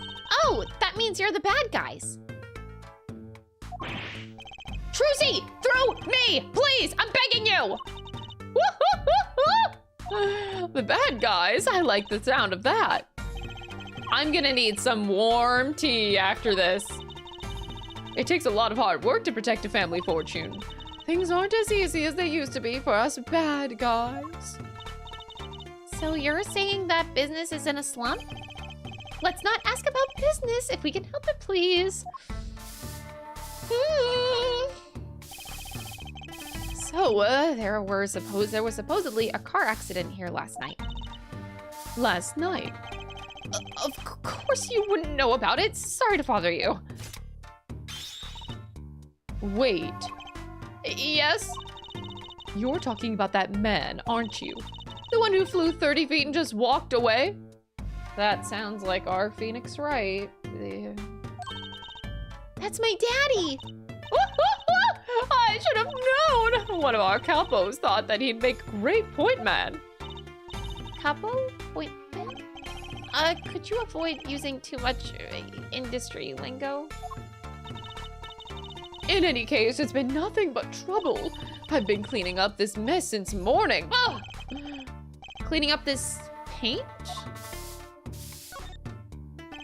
Was this paint spilled at the time of the accident? It was around 9 last night. I heard a crashing noise and found your father drowning in a sea of paint. So you came to his rescue? You've my husband, the boss to thank for that. The car that hit your father knocked over this paint, then turned the corner and sped away. We're in the middle of repainting our wall, you see.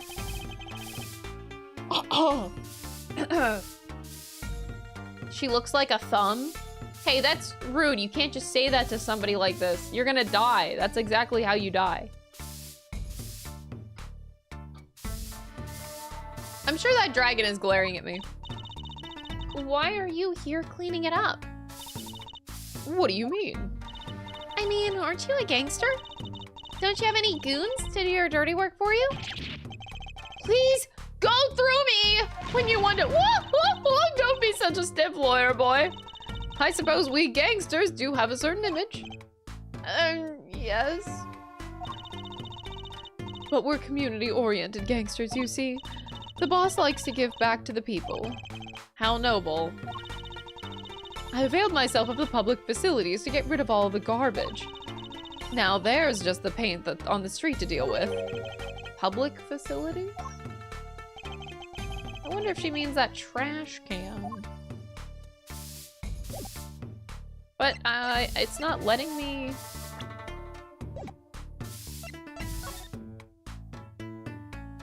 It's not letting me...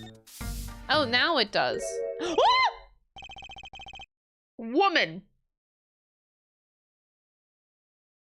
Who's that? She's looking at the park. She's pretty.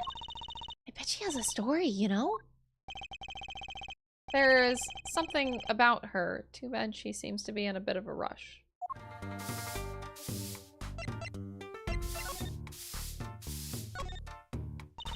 Oh.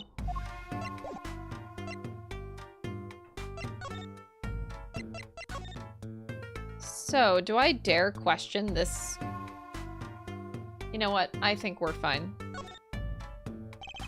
There's a big trash can on the way into the park. I guess we can check it out. A detective's life sure is a hard one. I'm an attorney at... Huh? 2 pieces of garbage with paint on them. These are slippers. They look like those slippers you get at the hospital. Look at this, Apollo. Doesn't this go on a car? It's a side view mirror. Looks like it was torn off when it smacked into something or someone. Wait, you don't think... I do. This could be from that car that hit Mr. Wright. Wow, and he took off its mirror? I never knew Daddy was so strong. That's hot. Anyway, I only have room in my pocket for one of these, though. Which do you want to take? Well, for now, the mirror, and then I'll go back to the car, and then maybe I come back for the other thing. The slippers are from the clinic, so that the slippers are still relevant.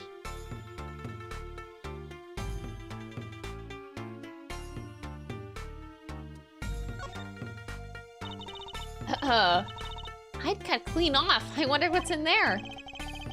There are bare wires hanging out. Let's see. Zap!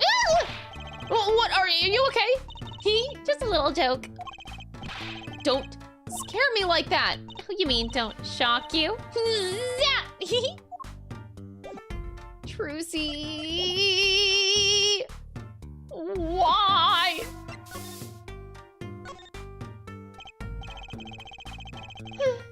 Looks like there's some trouble by the park gate. I smell an incident.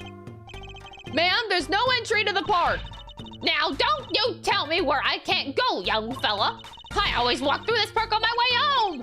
Please get down from there. You'll hurt yourself, ma'am. That's quite the determined old lady. Personally, I'm a little bit more interested in this park. You know what I think? I bet they're filming a movie. Let's go take a look. Maybe we'll see someone famous. Hey, miss, stay out of the park. He got mad at me. Did something happen here, officer? No, move along, nothing to see. Why don't you kids go play someplace else? We're not kids and we're not playing. I'm an attorney. Something wrong? Ah, Detective Sky? We're fine, ma'am, nothing to report. Sky?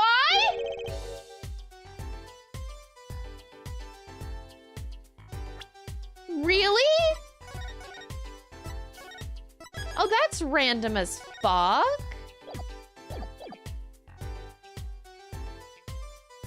She's back! Damn, she all like grown up. Okay. Why is she wearing a lab coat? You're hardly one to comment on how people are dressed, Trucy. And these kids are... Curiosity seekers, ma'am. They claim to be lawyers. Ah, why don't you kids run along and play someplace else? Look, we're not... Or I might spill something on that pretty face of yours. Want a dose of experimental hydro... come again? What's hydroxy stuff? Whatever it is, it doesn't sound good. Let's go, Trucy! Try to keep out the riffraff, if you would. Yes, ma'am. She did. She grew up to be just like Lana. Literally looks the same as Lana now. How are we gonna get information like this? Why don't we ask that nice woman across the street? Oh, yes, that nice woman.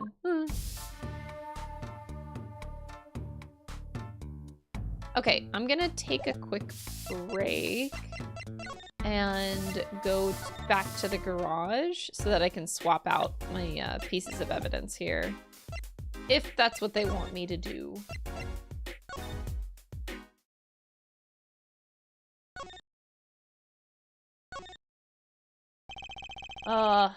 I know she's all grown up. She looks so cute.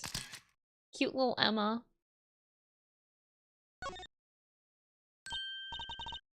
I didn't know that we'd be seeing those characters again, so I'm honestly like surprised that they brought back random characters.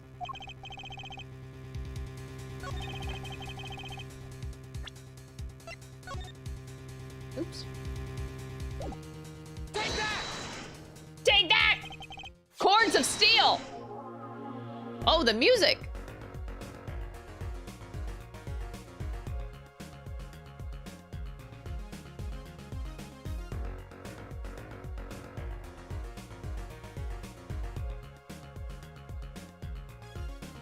My clue is this!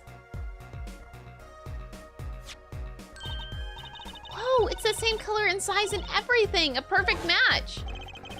Guess we could check it out. Wait, this literally just happened. Oh, why do I need a flashback for what happened literally 5 minutes ago? Well, looks like we've just solved our case. So the car that hit Daddy last night is sitting right in front of us, yep. Wow, you put the pro in professional, Apollo. Gee, thanks, Trucy. Apollo? Huh? What is it? Now that we've solved this case, we should go report to Daddy. He'll mope if we leave him alone too long, knowing him. Wait, that's depressing. Okay. He doesn't seem the type to mope, though. I am... X to doubt, X to doubt, X to doubt, X to doubt. Phoenix is a very lonely man. He's been through some shit. And this is hardly a case worth reporting.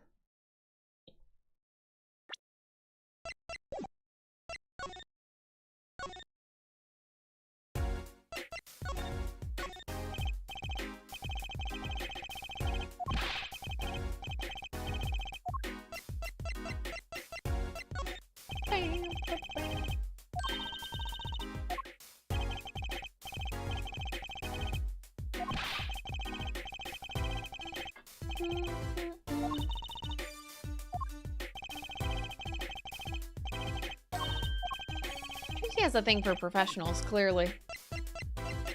Do you know who this phone belongs to? Okay. Okay.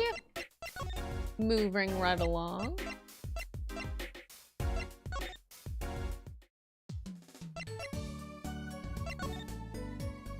So I can go back to see Mr. Phoenix. Huh? Mr. Wright's gone. Maybe he's gone for an examination? He'll probably be back soon. Let's wait. I think it may take some time. Daddy always loves his examinations. Don't ask, Justice. You don't want to know.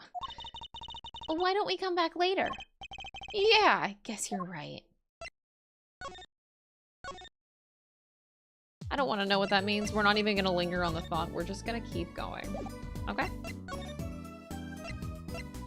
Don't question it. Don't you dare, chat.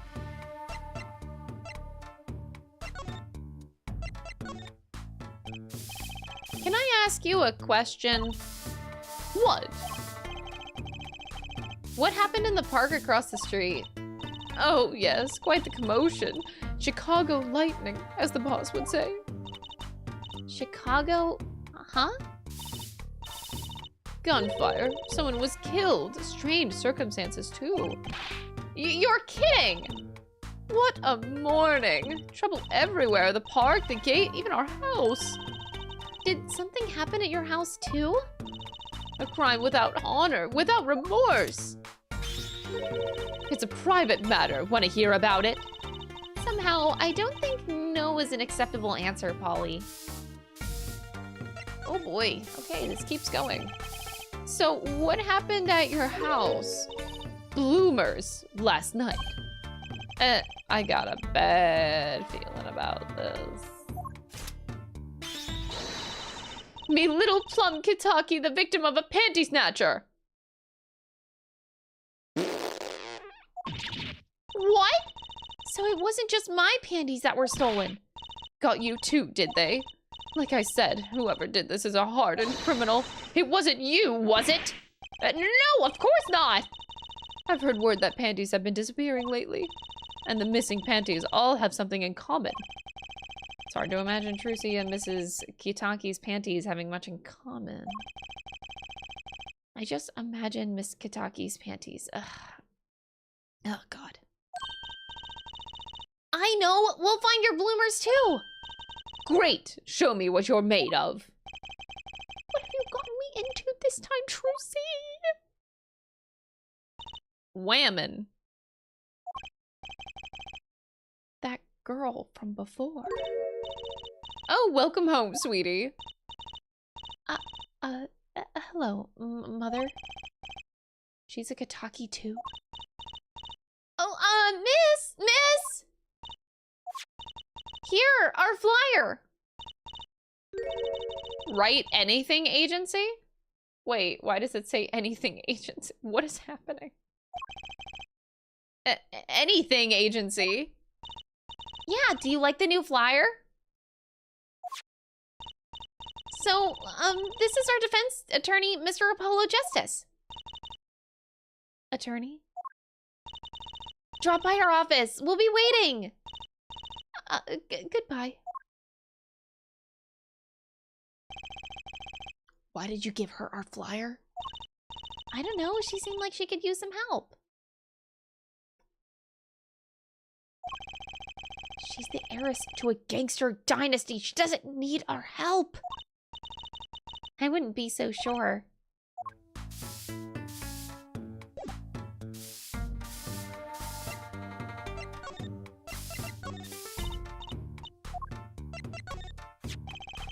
I found out who this mirror belongs to.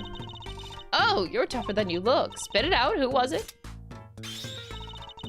Where do they live? I just forgot. I remember, Apollo. It was the Maractus Clinic. Shush! Why? I'm right, aren't I? Maractus, eh? Yes. Why is she so quiet all of a sudden? Is something wrong? No, pay me no mind. Thanks for the info. Okay. I'm scared. I gotta say, I'd really like to know what happened here. Unless you want a face full of what's it? What's it? No dice.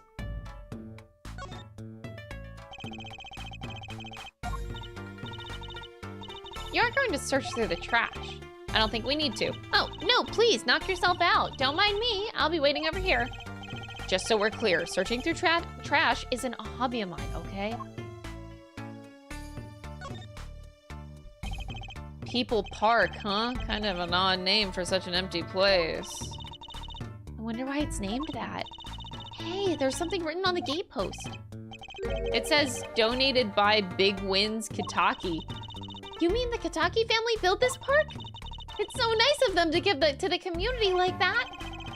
Let's not get too friendly with them, shall we? A gangster building a park. Odd motive for a crime boss.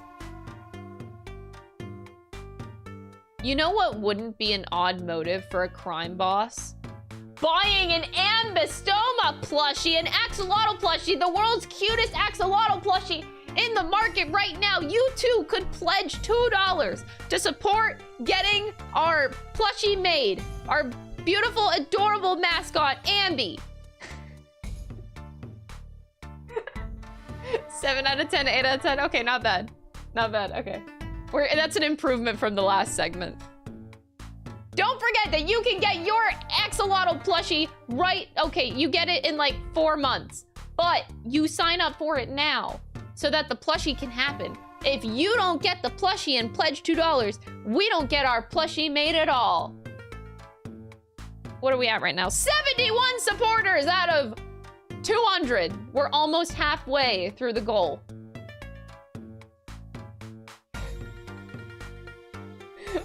All right, we improving with the segments. All right. I'm trying. I'll get better, I promise. I'm new to this whole shilling thing. We're new to this. Where did Emma go? I want Emma to see Phoenix again. That's what I want.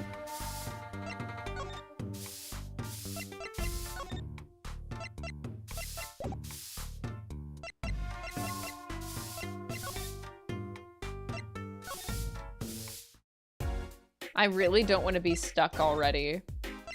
That's what I'm hoping doesn't happen right now.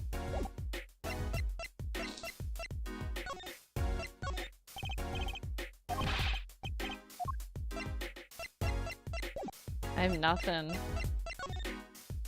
We already examined everything too.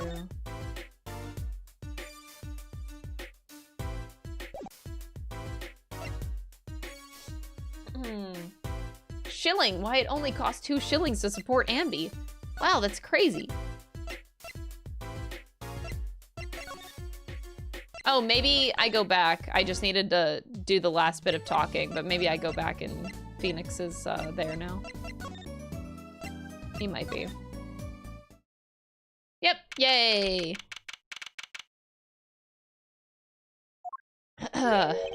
Yo, how goes it? Yo. Sorry, I can't get rid. I really can't get used to like Phoenix being a himbo. Yo, what up? What up, homie? Yo. Daddy, how do you feel? Not bad, Trucy. Not bad. It's good to have you youngins on the case. You youngins. My guy. You're literally 33. You're still young. Oh, she's in the court record now. So Guy Eldoon, Plum Kitaki, wife to the 4th Kitaki family boss, busy cleaning up paint spilled by her front gate. Mysterious woman encountered outside People Park. She seems concerned. And then Emma Sky, detective in a white lab coat, apparently in an extremely touchy mood.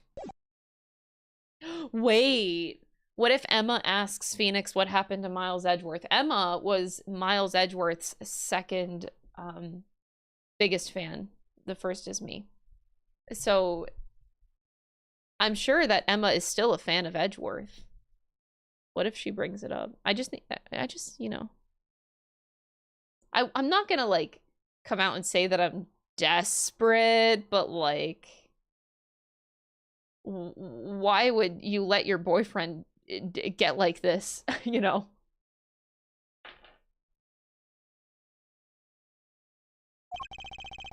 Let's old Daddy-O get some well-deserved R&R. Well, okay. The elderly need their rest. He's 33! Isn't he only— okay, thank you. I'm glad Apollo is in the same mindset. We've cleared up most of the cases. I was right about you. Competent. Capable. Tell me what you found out if you want to. Your enthusiasm is overwhelming.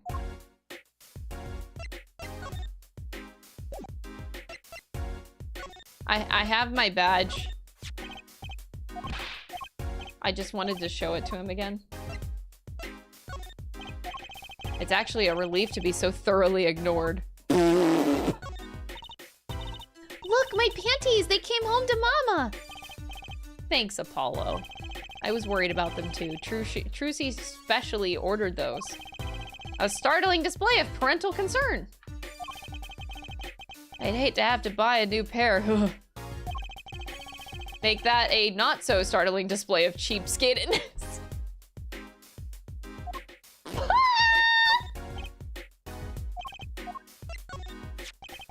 So, this was the thing that led you to the car? Yes, sir. The mirror you knocked off was just the clue we needed. Good work, Apollo. Of course, you might say I was the one who made solving that case possible. Okay. You don't get points for knocking off a car mirror, Phoenix. Phoenix Wright is killing me. He's killing my insides. He seems like such a dead person inside.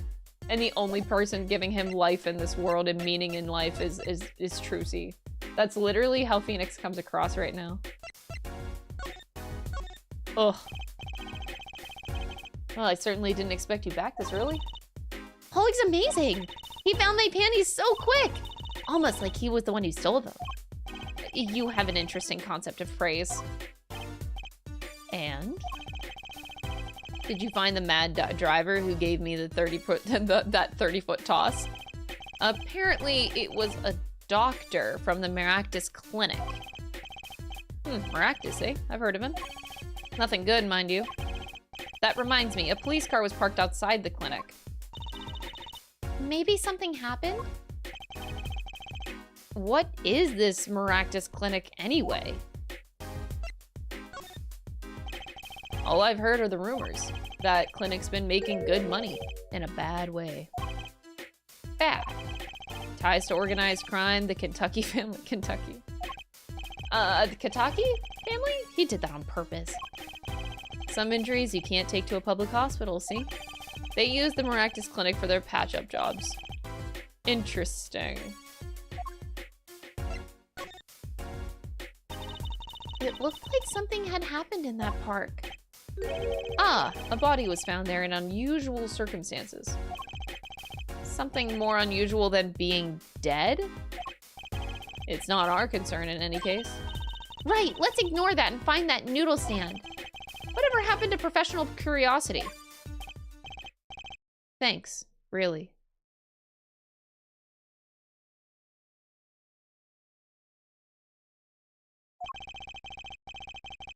If I get tired of sleeping, maybe I'll head down to this Maractus place.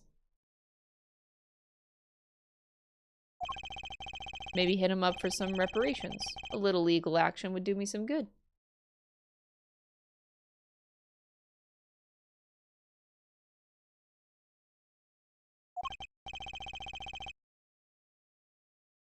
That didn't sound good. I was wondering when I get paid. Apollo. We solved the case of your accident and found a missing article of clothing. My panties! That leaves the noodle stand. Feel free to drop in if you get stuck. I'd be happy to help with anything not involving money.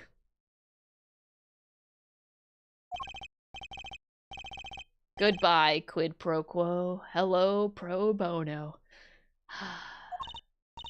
Right, back to the office to plan our next move.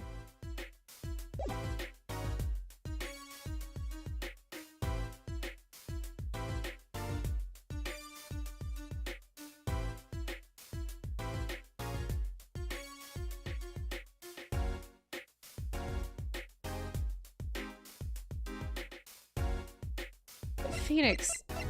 I just can't. I'm sorry. I'm just staring at him with so much confusion. What happened to your, like, actual sugar daddy? How? How does this happen? What the fuck? She actually came. She accepted the flyer. Wow. You're the woman from the Kitaki place. Yes. I knew it! Something's the matter and you want our help, right? Well, you've come to the right place. This way, please. Thank you. My name's Alita Tiala. I have a request. I have a badge. An attorney's badge, so you really are a defense attorney. Please, I'm counting on you. I need your help. Is this your phone? I'm not sure I understand. I'm sorry. No, it's me who's sorry. Really, sorry. Your request. Let me guess, something's been stolen? Your flyer. It says now defending, so I thought... What? You mean you want me to defend you? Me? Maybe you can tell us what happened?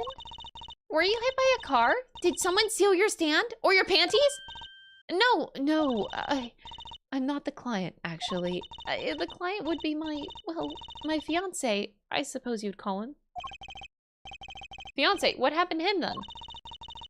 He was arrested this morning. The charge was murder. Murder? Have you heard about what happened at the park? No. What's your story? You frequent the Kitaki mansion, yeah? Are you a member of their, organization?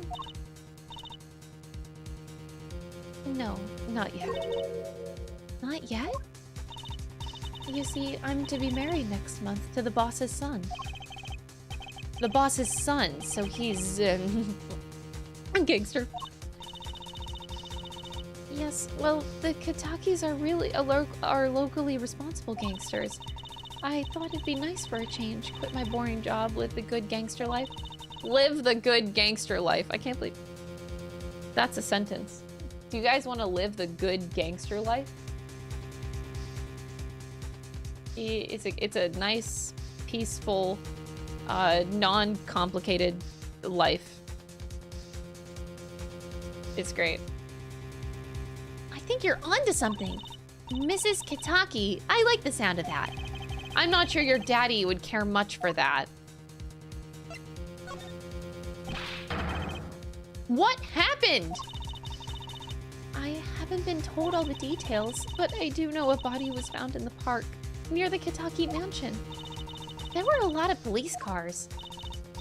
Apparently, the victim was shot with a pistol, but I hear the circumstances of the shooting were rather unusual. And your fiancé was arrested for this? What sort of person is your fiancé? He's a bitch! Just kidding. I'm marrying him for money! Just kidding. Your fiancé is the Kitaki family's only son, correct? His name's Waki. Waki Kitaki. Walkie-talkie. Walkie. I brought a photo. Oh, you were the guy that got shot. I thought you were Larry Butts. He has a Blue Panther shirt on!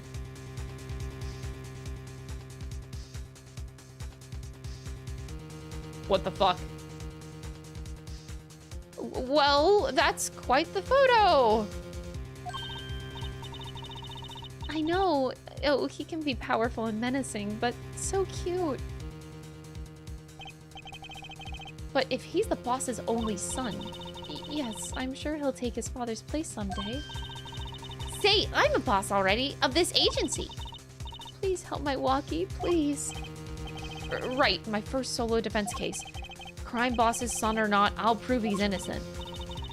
I prepared a letter of request. I know you need those. Oh god. Right, let's go check out the scene of the crime. Oh boy. Thank you. Is this your phone? Do you know this car? Do you know this bowl? Damn. Okay, I guess we move. The detention center. For Mr. Walkie-talkie. Oh no, the guard is still standing there after all these years. I wonder, do you think it's the same guy? It's probably the same guy.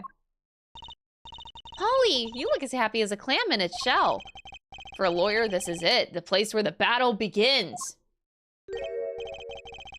You need something? Yes, we're attorneys. I was hoping we could see Mr. Walkie-Kitaki. Sorry, he's in questioning right now. Could take a while. Drat. Oh well, guess we'll have to come back later then. So much for that battle. Wait, but I want to examine the guard. How's he doing? A security guard. He stands here, watching this room. I have no idea if he's listening to us talk. I'm not even sure he's breathing. It's a cardboard cutout. Just like Nico told me. That security camera is looking at me. I wonder if they tape all of this. I'm just going back.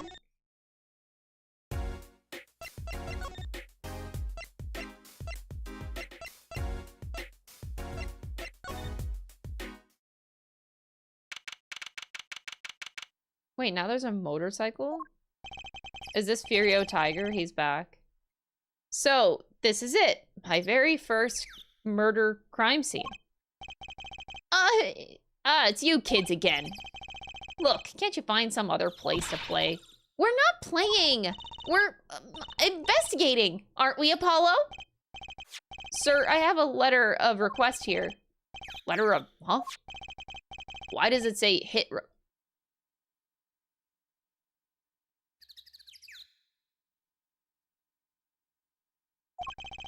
Miss Talia must have used the Kitaki stationery.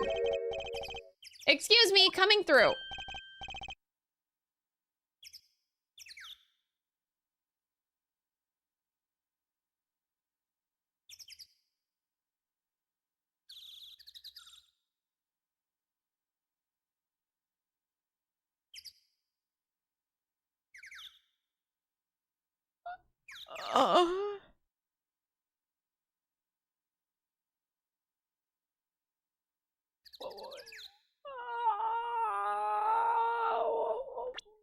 What?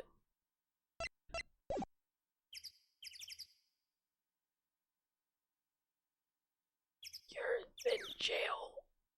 I'm so confused.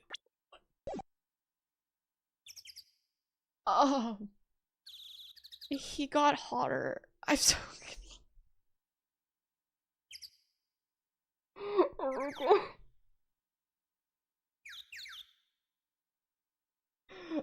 I'm so confused that he got hotter, so it doesn't help the confusion. Oh, I'm so confused, bro.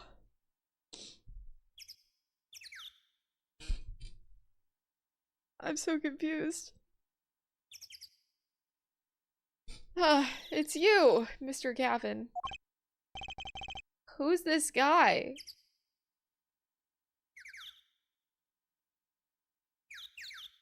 I must say I'm used to being inspected by the ladies. That's not what we were doing.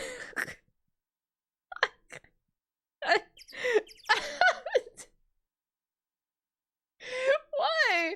Why do you have to, like, immediately call me out, bro? Like, come on.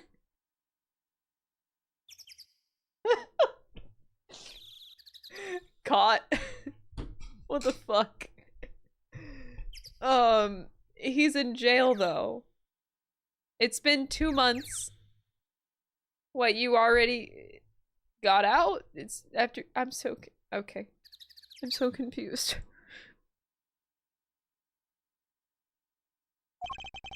But this is the first time I felt this way with a man.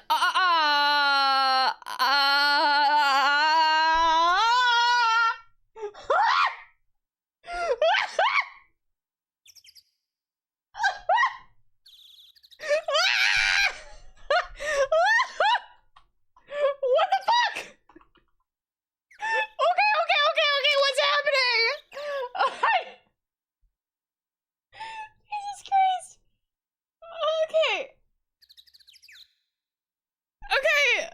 Okay. Mr. Gavin?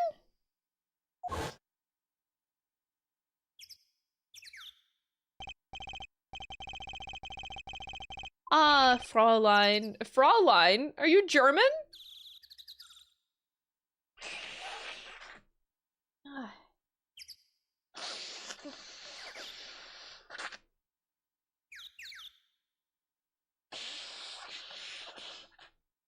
Ugh. Okay. Ah, Fraulein, what is a sweet morsel like you doing in such a dismal place? Can I help? Yes! The policeman officer fellow here won't let us in. We even have a letter of request. You must be exhausted standing out here. I'll take you to the scene of the crime.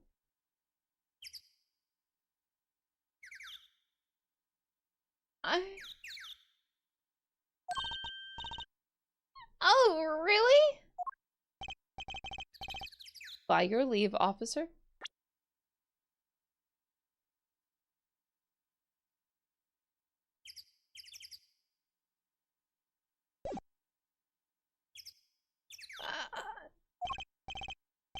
Yes, sir. Of course, sir. Very well. This way, Fraulein. This sprite is too much. The smile. I just.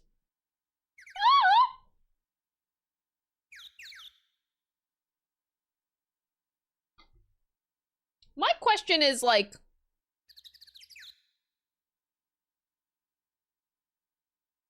Why is seemingly okay, I just want to make a little observation here. It's a little weird.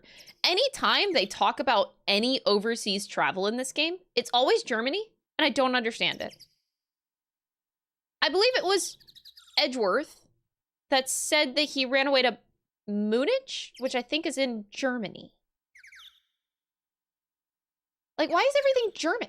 They talk about foreign countries, but they only talk about, like, there's only one foreign country in this fucking game. It's just Germany. And Franziska, too. She was German. Is Germany the only country that exists? I'm so confused. The only foreign country, Germany. I'm not saying that he is from German, just the use of Fraulein. I know Fraulein is a German term for women. It's weird. So, I'm just making this little observation. I think that Germany is just the only country that exists. Anyway. Whee! The motorcycle, though. Hey, what about me? Wait, we're not gonna... They didn't allow me to observe the motorcycle. It had his symbol of his, what the fuck? It had the symbol of... What is going on?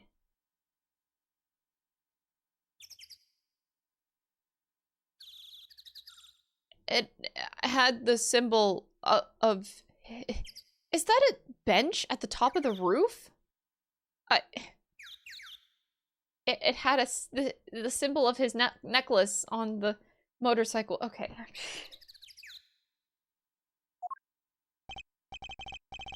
On that note, enjoy your investigation.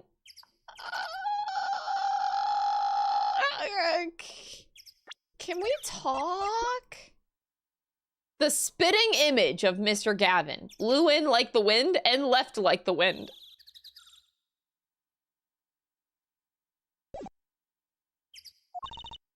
Thank you. Will we see you again? Ask the wind, Fraulein. I'll be riding on it. What does that mean? Who was that? Apollo, look, a corpse! What? Hey, it's just a mannequin. Wow, it sure got me. Might I ask you exactly what it is you're doing here? Oh, Emma. Oh, it's you. How did you kids get in here? Kids. She used to be a kid when we met her. Oh. Oh, this guy. Well, he was more like a prince, really. He let us in. A prince? Him again? Again? That glamorous fop always getting in my way. Anyway, this scene is off limits. Excuse me, we have a letter of request. One moment. Why is she holding that big magnifying glass?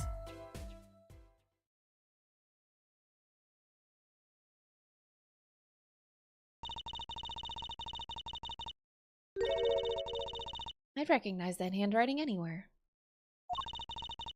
Scientific analysis says that this was written by Alita Tiala. Thanks. It took you 30 minutes to figure that out. So, what's up with the mannequin there? It's taking the place of a body, of the body, preserving the scene of the crime as it was found.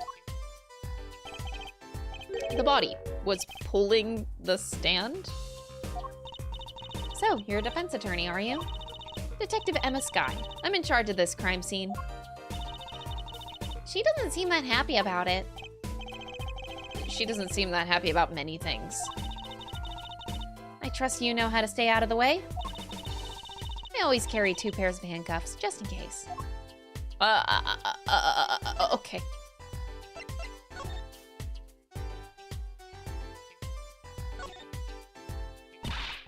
Hey there, no messing with the crime scene.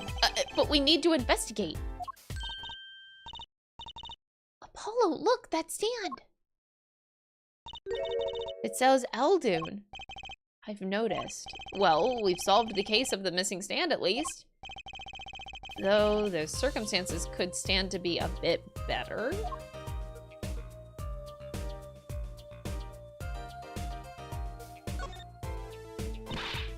Hey there, no messing with the crime scene.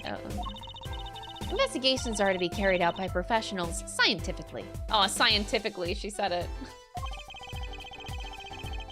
She's not going to let us check out the crime scene, is she? Hey, Apollo. My very unscientific analysis tells me something here is very suspicious. I think I know what you mean. It's kind of hard not to notice. I better check out what we came here to find at least. Well, we did, but, okay. So, I'm a defense attorney. If you could spare me spare a moment to take a look at this? Can't you see that I'm extremely, extremely busy? What are you eating? Eating snacks, yes. Busy eating snacks, I'd say. This is going nowhere fast.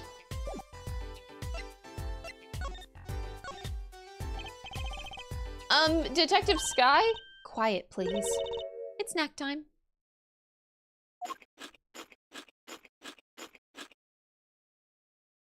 That is a very obnoxious munching.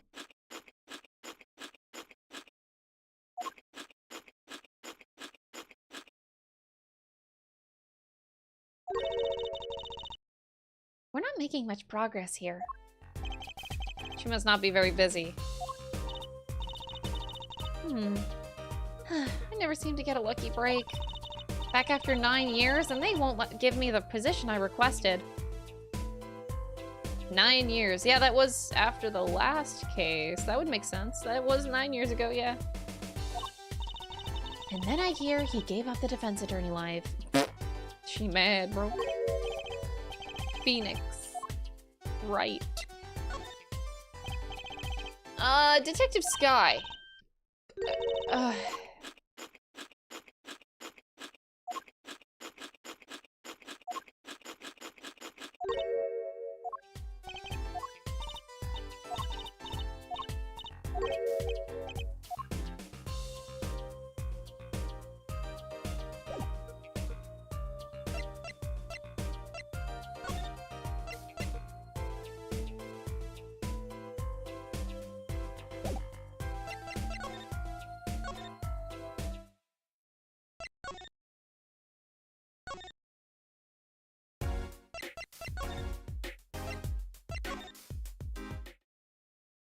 Phoenix?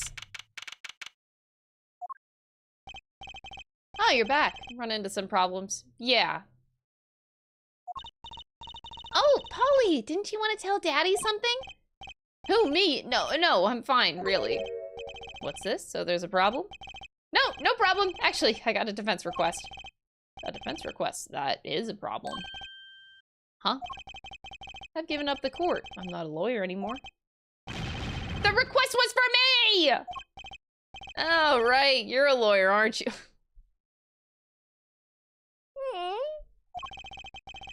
He's doing this on purpose! I know it!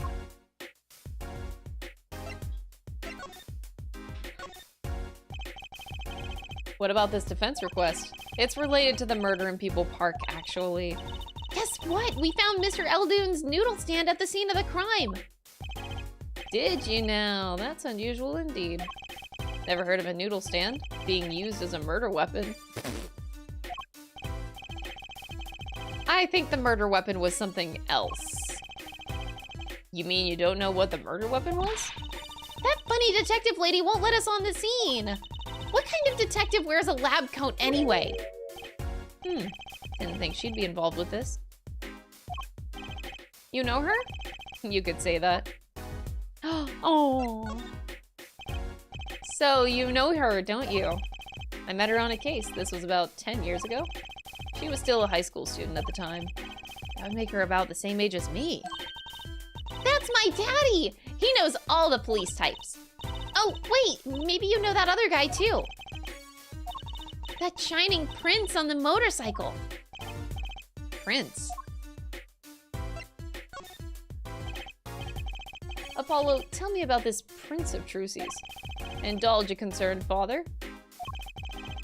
He was at the crime scene and he looked just like Mr. Gavin. Did he now?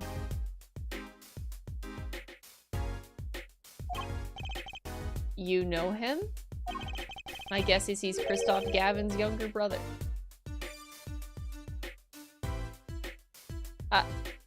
And they just look exactly the same.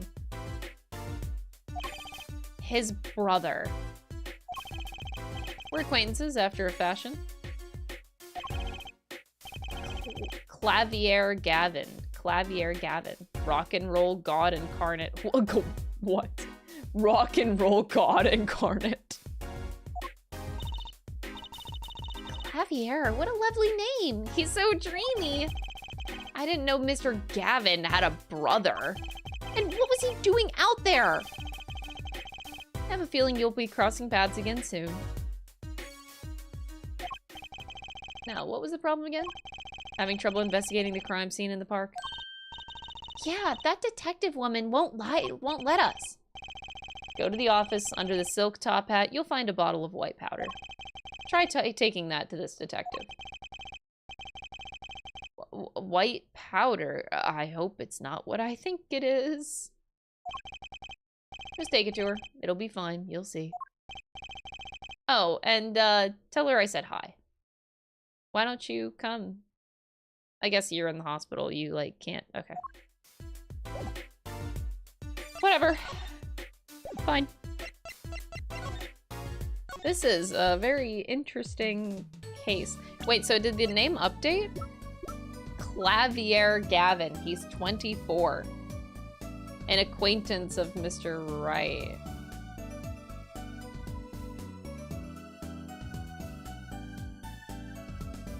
Why do they have to look exactly the same? I don't get it.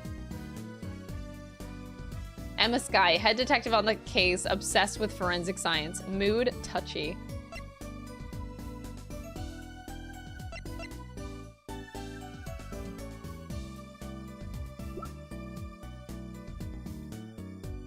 Clavier Gavin. So Christoph and Clavier.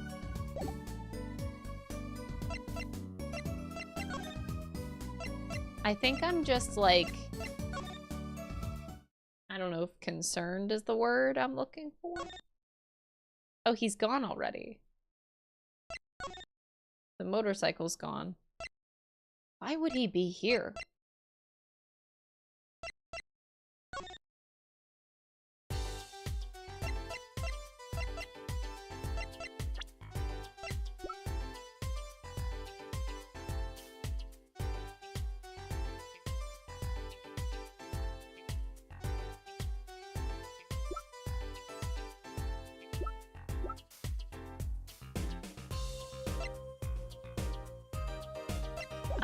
Okay.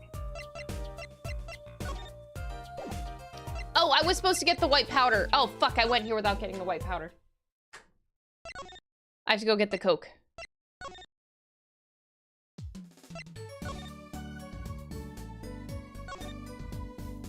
Ugh.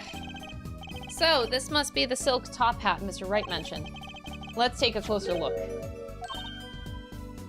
Whoa! You know what this is, Trucy? I remember finding some in Daddy's dresser when I was little. I thought it was sugar, so I licked it, and he got mad at me. This is getting more and more suspicious. Let's go talk to that detective. She's sure to know what that white powder is. Yeah. Yeah. Here's my concern. I think the only reason that you would have to be here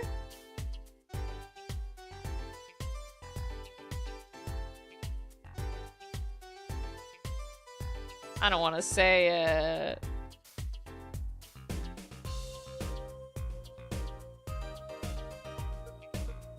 I don't want to say it. I don't want to say it.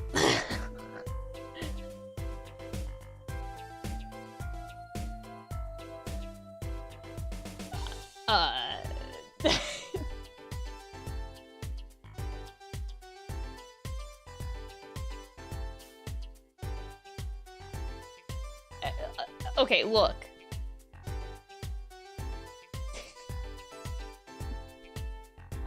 I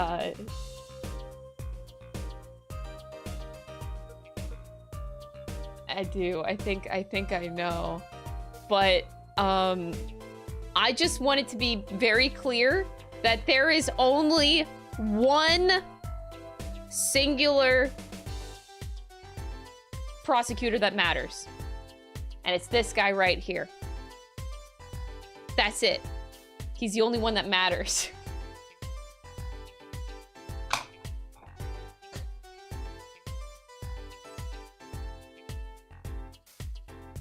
I just think I think he has to be the prosecutor because because I don't know, maybe I'm just getting used to Ace Attorney writing because that would be very interesting writing. You have brother defense attorney, brother prosecutor. That sounds like Ace Attorney writing. Like the kind of fucky-wucky, like two brothers on opposite sides of the courtroom. That sounds legit. He's... oh boy.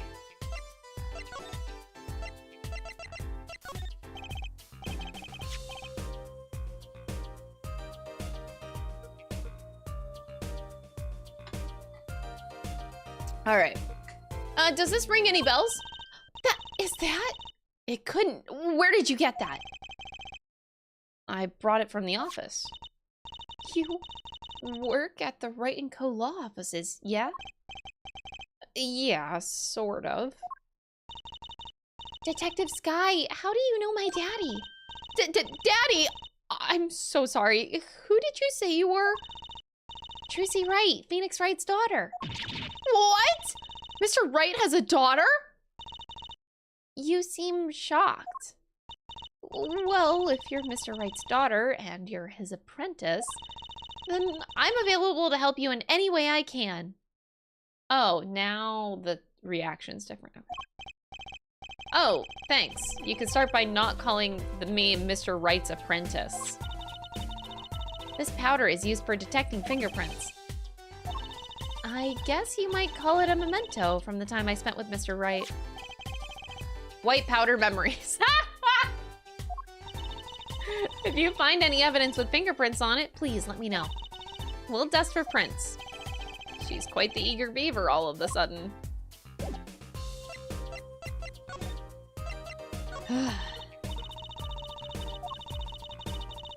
I think you need more than just scientific help, but ask me anything you like. Just ask scientifically. No, you don't want the panties? Okay.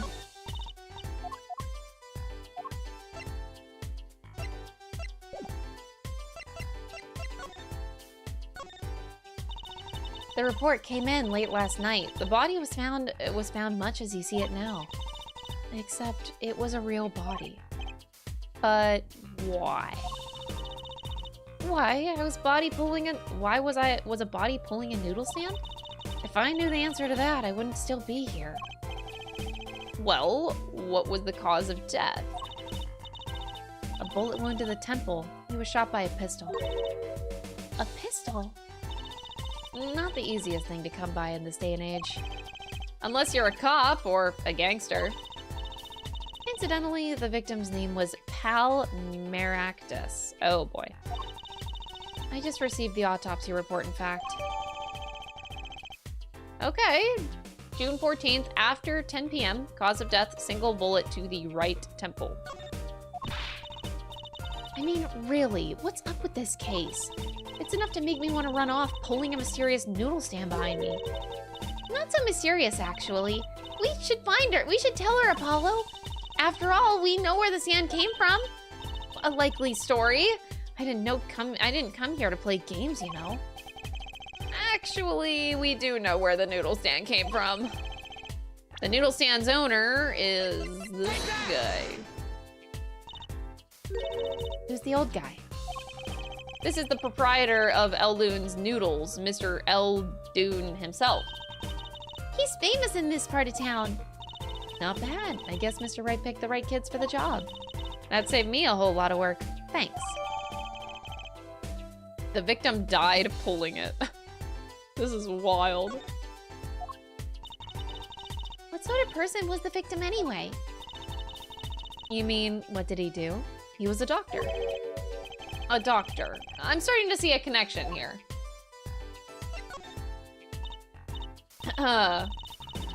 Who, me? I'm just a supervisor for this crime scene. Detective Sky. I was out of the country for a while. I came back to be a forensic scientist. Let me guess. She was out of the country for a while. She also just so happened to be in Germany.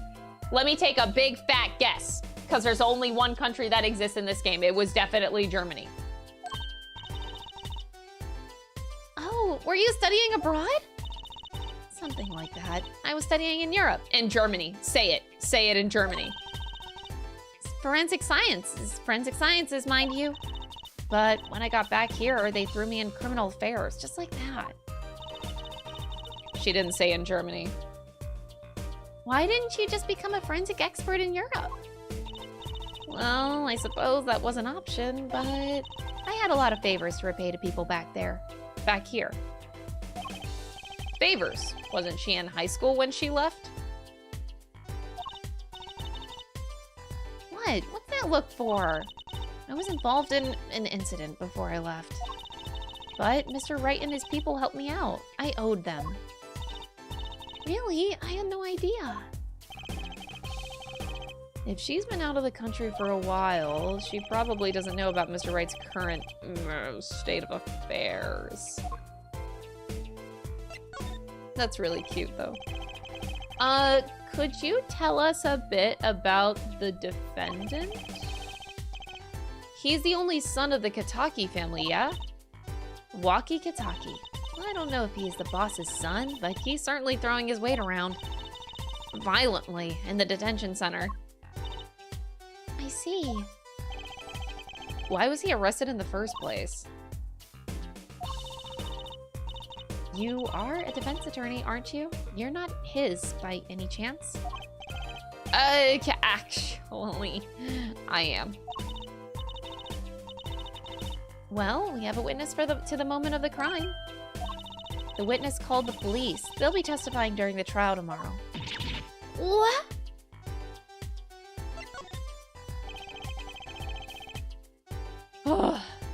Could you tell us a bit more about the victim? Well, let's see. Apparently he's the physician at a clinic in the area. Quite well off, too, from the sound of it. The clinic's name is the Maractus Clinic. Maybe that's why the cop car was parked there? What? You've been to the clinic? Yeah, though on a related issue. I told the detective about the case of the stolen noodle stand. So that... We're not going to tell her about Phoenix Wright getting hit by the car? So that means... Dr. Maractus stole the stand and pulled it all the way here? That would seem to be the case. But why? Don't ask me!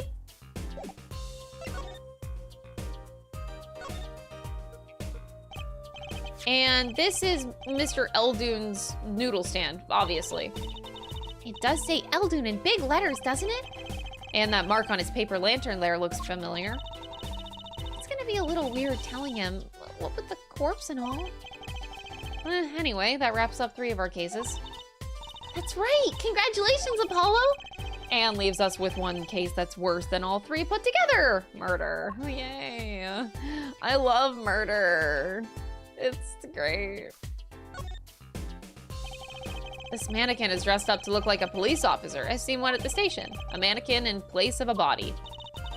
The body of the victim has already been removed. Do you think the victim was the noodle stand thief? What, you think someone killed him because he stole it? Yeah! Taking care of business, little Plum Kitaki style. Try not to sound too eager about that, please. It's a knife. A shiv, to be precise. Shive? Ooh, lingo! The defendant, Waki Kitaki, is the son of the known gangsters. The police are assuming this belongs to him. Wait, but wasn't the murder weapon a pistol? Look at this. There's a handprint on this shiv. A handprint? Then there might be a fingerprint. Let's investigate. Uh-oh, here we go.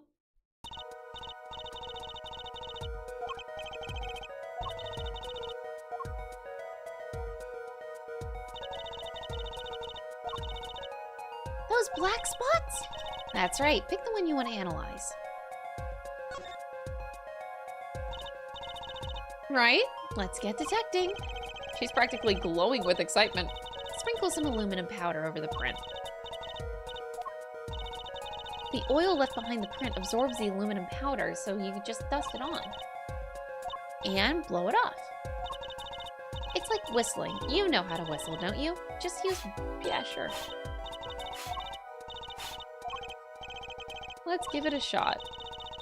It's important that you cover the entire fingerprint with the powder. There's nothing. It's... Oh, wait, you don't see it until you actually, like, blow. Oh, that's...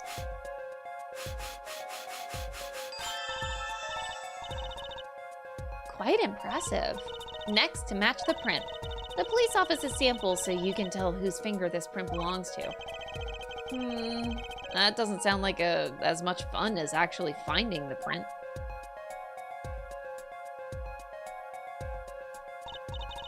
It's sad that you can't blow in this version. You bet your ass I can blow in this version. See, it worked. The imagination is a powerful thing. Pick the person whose print you think it is. You probably have a good idea whose knife this is already. I do?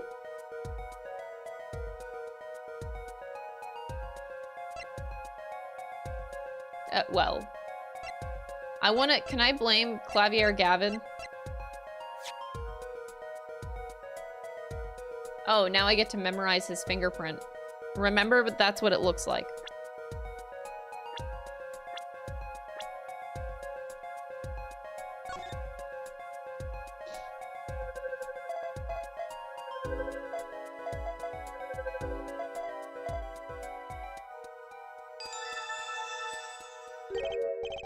The fingerprints do belong to the defendant. Yes. Isn't it amazing? Ah, the power of science. It's my life. Apollo, she's sparkling. And I'm dimming. Look sharp, spirits up. The real fight is yet to come. Chin up, Polly. The trial hasn't even started and I'm already losing.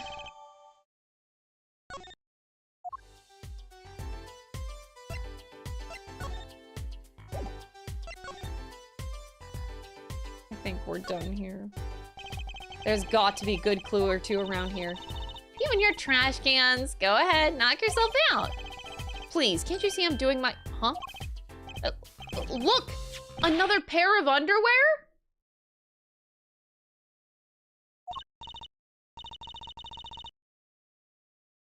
Wow, Apollo, you're a genius at finding panties.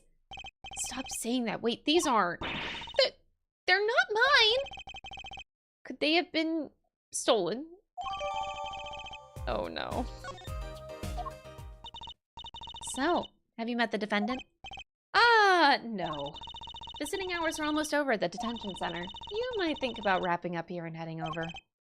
Good idea. I don't know what good it'll do. We have a witness and a knife with Fritz. Have I mentioned I've got a bad feeling about this? Don't worry, it's like a right tradition. Some traditions I can live without.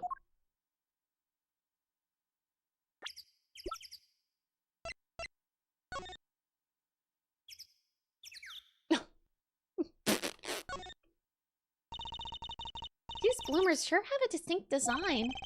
You certainly know who they belong to at a glance. That way she doesn't have to write her name on them. Genius! I would think writing your name would be easier than drawing a plum blossom.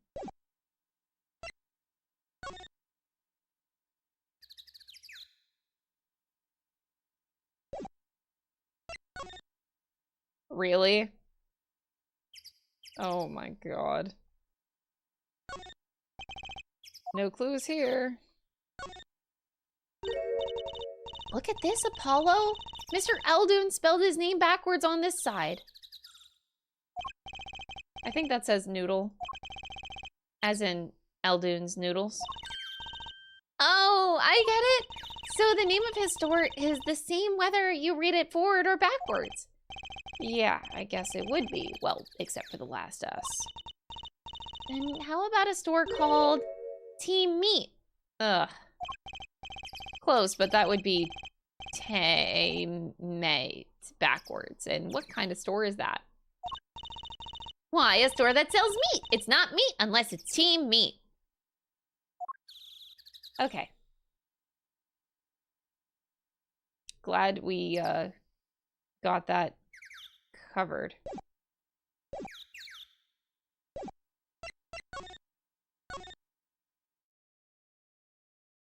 Oh no, she's not here. We can't give the bloomers back. Damn.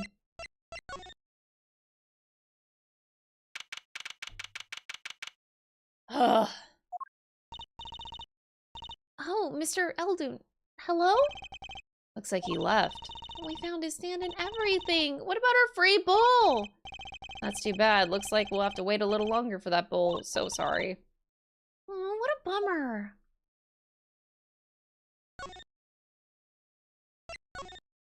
They really want me to go to the detective agency. Or detention center. Oh my god, the detention center is where they want me to go. Alright. Here we go. I'm sorry, meeting hours are done for the day. But we still have 3 minutes! I'll put in your request, but don't expect anything. The father's talking in the private room with him. The father? You mean like a priest? I mean the suspect's father, Mr. Winefred Big Wins Kitaki himself. Winfred. I said Winefried? I don't know. And ignore what I said. Not someone I care to meet. Die, you! You're the one on your way out, old...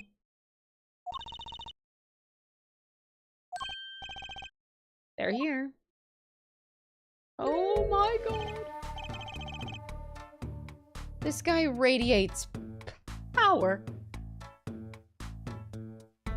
Okay, but that box is so cute. Power with a cute apron? You Walkie's lawyer? Yes, sir. Well, I'm Big Wins Kitaki, 4th head of the Kitaki family. Capiche?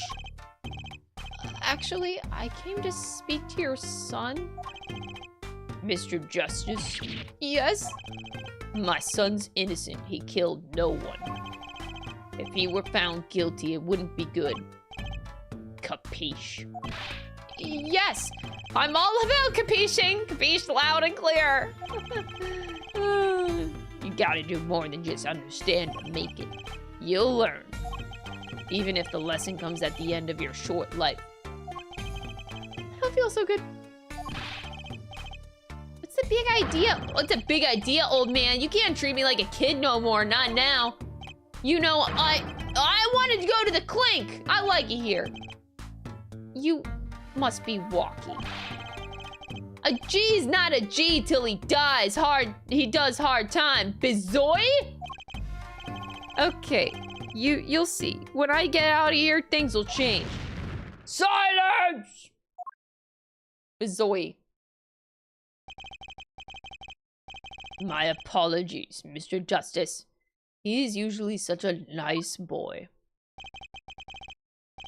Forgive me if I have a hard time believing that.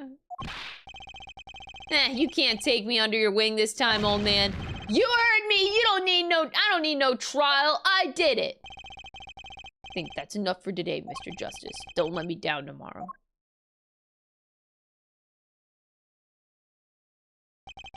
So much for talking to our client. But we made so much progress today. We even found my panties. I had fun at least. Of course, the biggest mystery of all remains. How am I supposed to build a case for the trial? Oh, I almost forgot. It's time for my show. Tonight, I'm performing at the Wonder Bar. You should come check it out. What? To be continued. Okay. I'm so confused.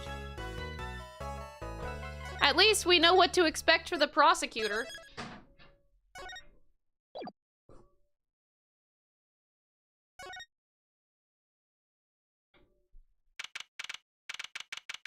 All right, here we go.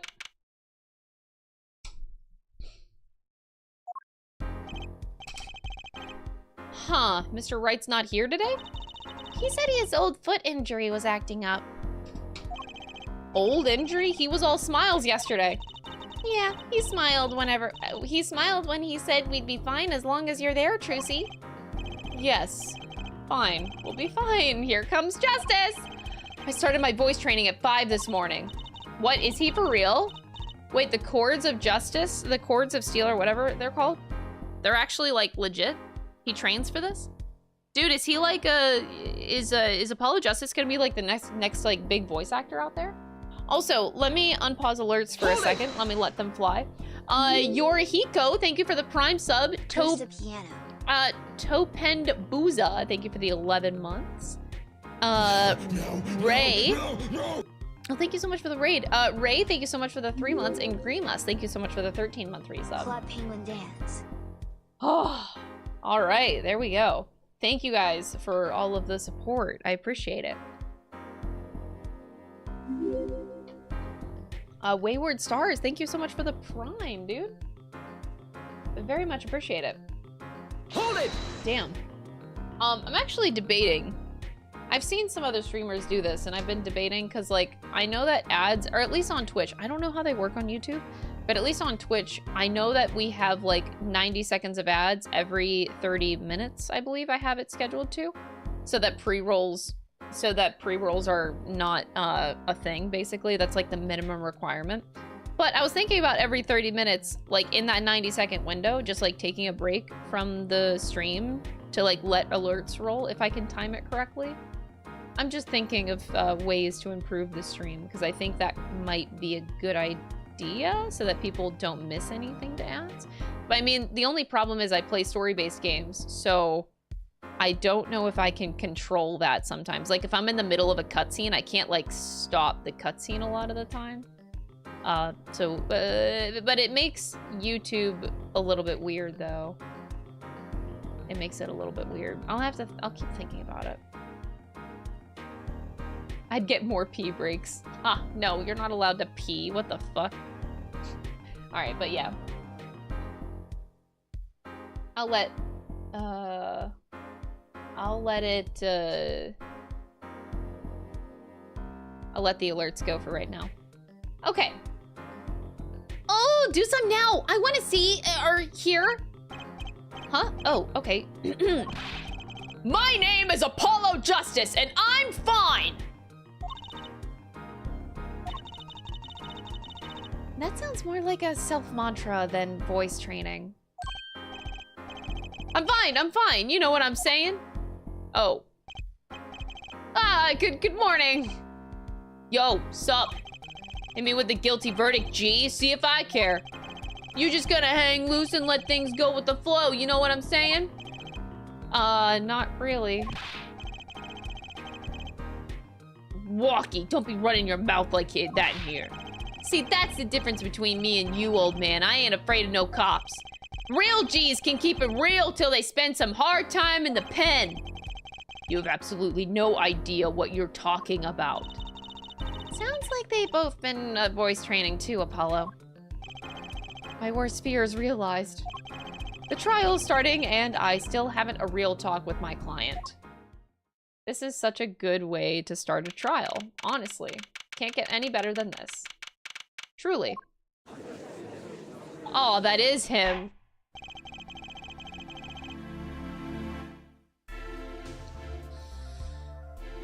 Court is now in session for the trial of Walkie Kitaki. The defense is ready, Your Honor. Ready to rock and roll, Air Judge. Rock and roll, are you serious?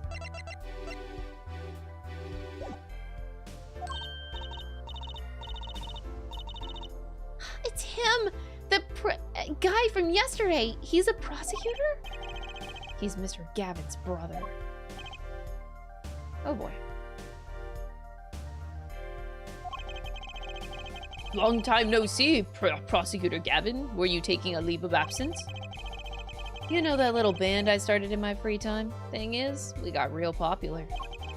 Hard to say 9 to your fans when three of your singles go platinum, ja? Dude.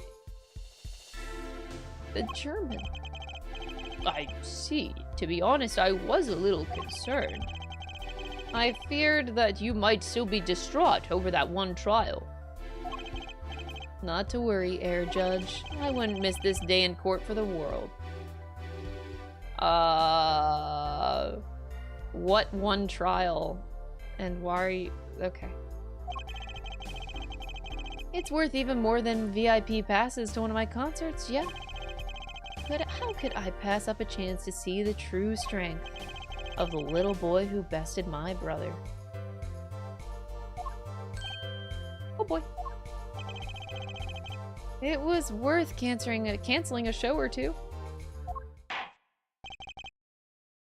Understood. You may give your opening statements to the court.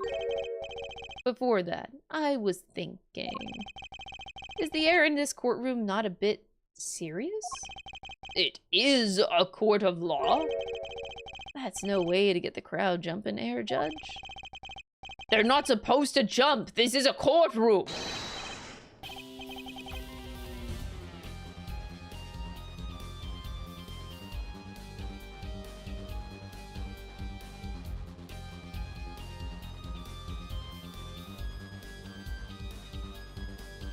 Okay.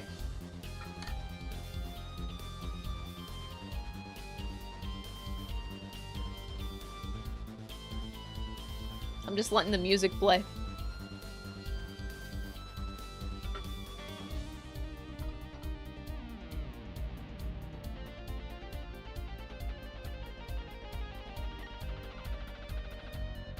Act on, baby! Today we play it my way.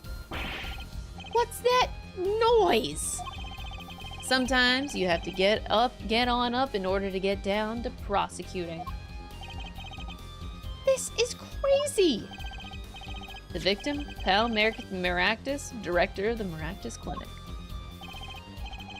The scene, People Park. He was found pulling a noodle stand. What in the world was a doctor doing pulling a noodle stand? Yes, I believe you will only find that out by asking the defendant right here, right now. Because it's an undeniable truth that he shot the victim. What do you mean, undeniable? If you are to glare at anyone, Air Justice, glare at the punk in the defendant's chair.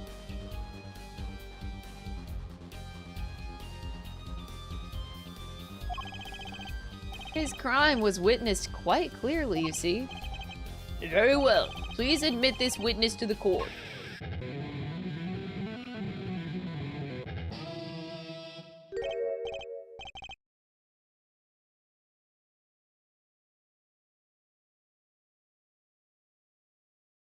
He's very, extra. None! Not yet. First, there's a little matter to be cleaned up. Could you talk without the accompaniment? I swear I could see the guitar for a second. What is it, Prosecutor Gavin? The motive, Air Judge. Why did the little punk do it? Why did he kill the director of the Maractus Clinic? Objection! Not so fast! The defendant doesn't have to explain that. Oh, but what if the defendant specifically requests to do so, as he did this morning? I want to give a shout out to all my homies, I believe he said. What? What is right?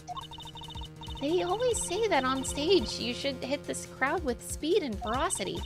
Sounds like he got you good, huh, Polly? You're 15 years old. Why are you behind the defense? Okay. Well, this is highly unusual, but the court will now hear from the defendant concerning his motive in the crime. You, son, are the defendant Walkie, are you? I ain't your son, old man. You step to a Kitaki, you best be prepared to step strong. You step to a public official, you best be prepared to step into jail. You gotta hand it to him, Walkie sure has guts. It's not his guts I'm worried about. Well, then the court will now hear testimony on the defendant's motive from the defendant himself. You know, we could have just heard this in the detention center. I'll tell you one thing, that doctor was a quacker. Someone had to show him what's what. I was in his clinic about a half a year ago. He messed up on my something bad. And then he just lets me go without a word. See you later. Bye. So I gotta go in, get another doc to patch me up again. That was the day I done figured it out. No OGs. Gonna let that pass. That's why I went to his pad that night. Know what I'm saying? You're saying that you were one of the victim's patients? A lot of stuff goes down when you're keeping it real on the street. True that. I tell you one thing, that doc was whack. Very well, the defense may begin the cross-examination. I can't believe this is the first time I'm hearing about all this.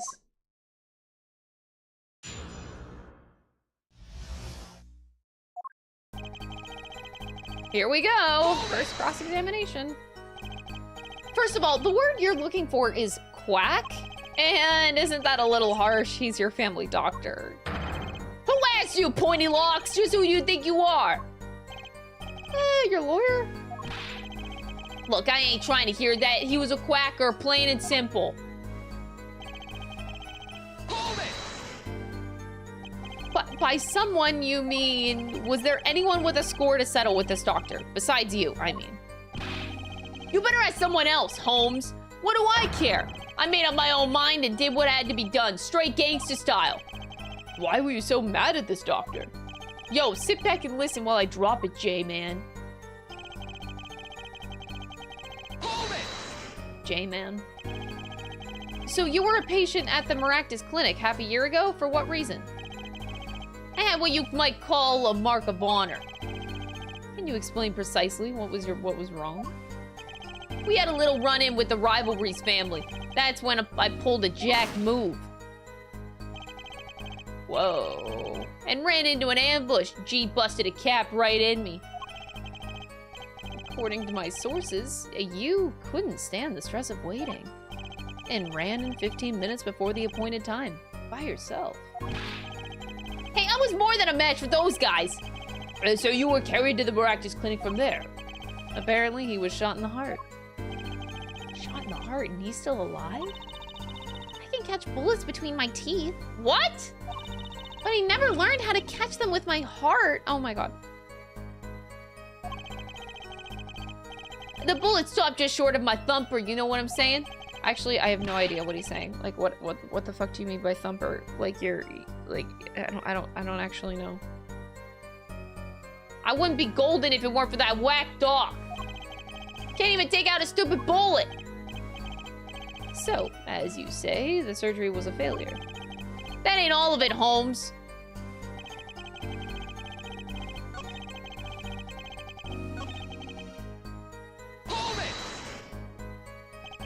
What do you mean he just let you go without a word? What do you think it means? It's whack, that's what. I'm not sure what that means, but it sounds bad. It sounds as though Herr Doctor wished to hide his mistake. This is why he let the dependent go. He's a liar straight up. He's a badder G than me. A badder G than me. So this bullet is still... You know it can still feel it. Right there in my chest, pressing up against my heart. Oh, heart, yes. Your words are like a bullet shot straight into my heart. Or something to that effect. Incidentally, that's from one of our hit singles. Oh boy. That sounds like a straightforward case of malpractice. Word, J-Man. It weren't no accident, that's for shizzle. Shizzle. It seems that there was issues with this doctor. Man, putting him down was like doing the world a favor. Walkie, please consult your lawyer before saying things like that. Chin up, Apollo. Back straight. Why did this mistake only come to light that day? It was found during the family health checkup. The family checkup? That was the wackiest thing of all. All us G's lining up, taking eye exams and all that. Better to die young than fade away. Bizarre? A relief to hear. Eh? Well, what's a relief? Oh, did your father not tell you? That bullet you carry so close to your heart, if not attended to immediately, it could kill you. What? Yes, Herr Dr. Maractus had knowledge concerning this ticking time bomb in you. Knowledge that could have saved your life. No, wait! That's whacked! There is proof. Your checkup report. How ironic that you would kill the one man capable of helping you. That's rough, buddy. That's rough, buddy. Alright, Pal Maractus, June 14th, between 10:15 and 10:45. Damage to brain resulting from bullet wound. Entry point was the right temple. They're very specific about that. I'm sure it'll come up later. Alright. Patient's name, Waki Kitaki, 19. Report filed on June 14th. Metallic object found near heart. Urgent exam needed.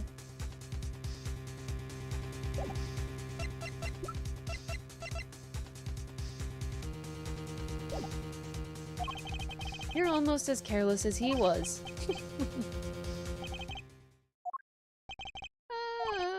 Well, now that the place is hopping, let's get this gig started. It started? We've had enough of a warm-up act, yeah? Time to hear what from the witness. Walkie sure is quiet all of a sudden. I'm a little uneasy myself. Is this Gavin's strategy? I don't want to think Gavin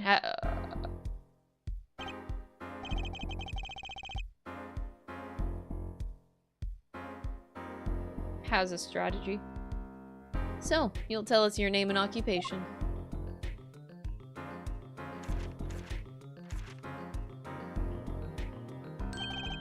My name is Wesley Stickler. By occupation, profit society at large and supports of livelihood, under which definition I must confess to being unemployed. However, we must acknowledge the meaning of identity, which is commonly attached to this notion of occupation, and once we have accepted this reality, we see that our confusion is not gestalt per se, but derives from the vagueness inherent in all the representations of thought. By which he means to say that he is a student. A junior at Ivy University, if I'm not oh god. Really? Yes, in the Department of Science and Engineering. Filled with curiosity for all things, I spent my days in pursuit of truth, honing my... Herr Stickler, please direct said curiosity to the case at hand today. Very well, Mr. Stickler, please testify to the court about what you saw on the night of the crime. You ask, quite simply, understood that Homo sapiens possess 2 eyes, these designed to receive and interpret data, sending message in the form of... Wow, actually black screened. He's a yapper. That night I passed through the park on my way home from shopping when I saw them. When I saw them, one man pulling a stand, another man facing him. I saw them quite clearly. The man facing the victim was the defendant. In his hand he held, yes, a pistol. It was pointed at the man pulling the stand. A shot. The bullet hit the man pulling the stand from the front, square in the forehead. Well, that was easy. We'll still press. Was there anyone else at the park at the time? I can say with 100% accuracy that there was not. The pistol our witness refers to is this. The court accepts this into evidence. 2 rounds were fired. Fingerprints were wiped. Very well, Mr. Justice, you may begin your cross-examination. Trucy, why are you staring at like that at the witness? That man, I can't help but feel I've seen him somewhere before. You have.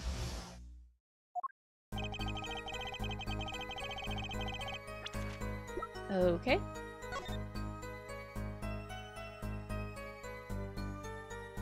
Is this just a normal gun? Nothing to see here? Whoa, don't point that thing at me! Don't worry, I can handle myself around guns. Magic guns, at least. The ones that pigeons come out of. Very reassuring.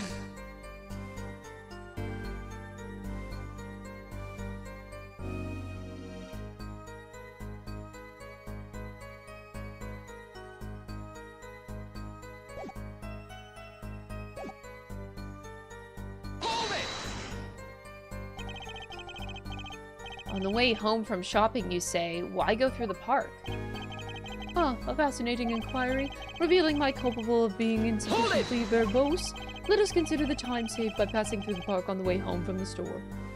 Someone, the elusive fangirl, thank you for the prime sub, I appreciate it. In that time, I am capable of solving 2 GMAT problem sets. On average, it requires me 3 minutes and 24 seconds. Therefore, the time to complete 2 is on average 6 minutes and 48 seconds. However, in the case that the questions are in the verbal category, admittedly, and not a... That's enough! Enough! I get the idea. Mr. Justice, the court hopes to finish cross-examination sometime this month. Please, I have a recording booked after this trial. And I've got a show to perform! Gee, sorry you're all so busy!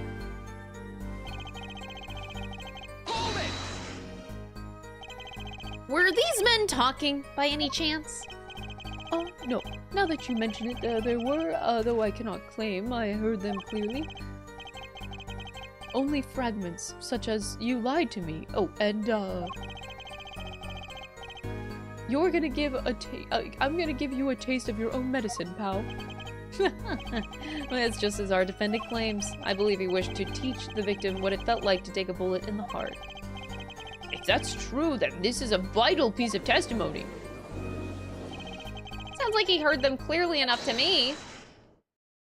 Whoa! Might I be allowed to amend my testimony? What now? To be precise, he did not say pal, but man. Oh my god.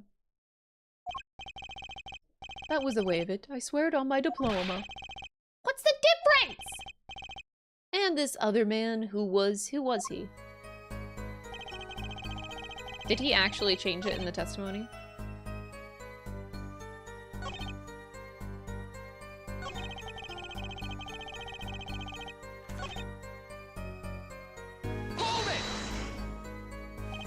How can you be so sure it was the defendant?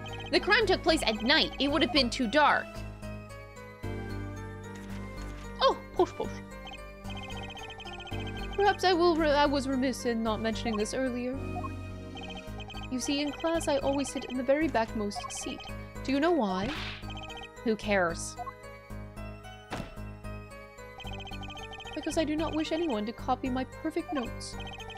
And this relates to your testimony how? I mention this to illustrate my predisposition to that which is perfect.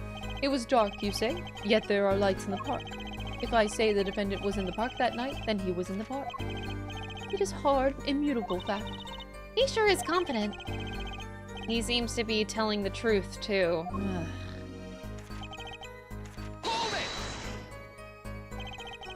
Are you sure the pistol you saw is the same as the one just submitted as evidence? I am sure. Surely you jest. Or so a common witness would be tempted to say. Surely you jest. This guy thinks he's so funny. I am no common witness. I see only events as they are, but the logical structure governing these events. First, we must consider the fact that it was night in the park, which indeed restricted my field of vision due to insufficient levels of illumination. Now, if we consider that the pistol let us call it Object A was indeed shrouded in distance, because it becomes difficult to say a certain object that Object A was indeed Object A. I think he means he couldn't see that clearly. My badge was for a normal witness. Yet the fact that a pistol was fired before my eyes is indisputable. I can still see it when I close my eyes. The defendant raised his weapon.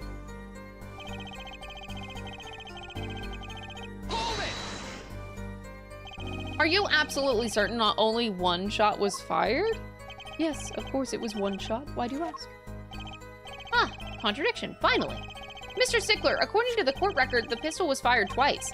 A clear contradiction. Good eyes there, Justice. You're cool. Real cool. You really think so? Yet there's no reason why this other shot had to have been fired that night. Meaning? This pistol came from the Kitaki family mansion, yeah? I think it's not unreasonable to assume that the pistol had been fired once before that night. During, perhaps, another altercation? Ugh, he's got a point. Judging from his smug expression, I'd say Prosecutor Gavin had that answer ready before you even spotted the problem.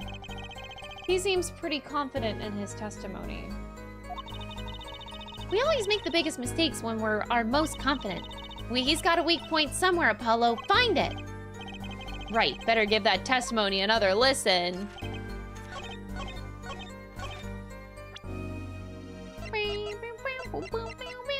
Objection!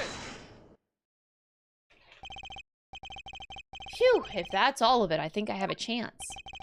Is that you? Relaxing, I see, Air Justice? Objection!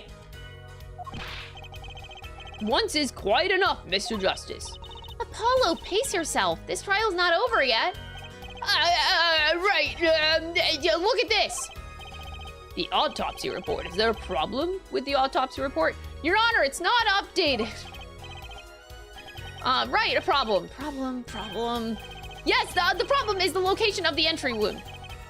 The location? You testified that the killer shot the victim square in the forehead, did you not? I have already determined your angle of inquiry.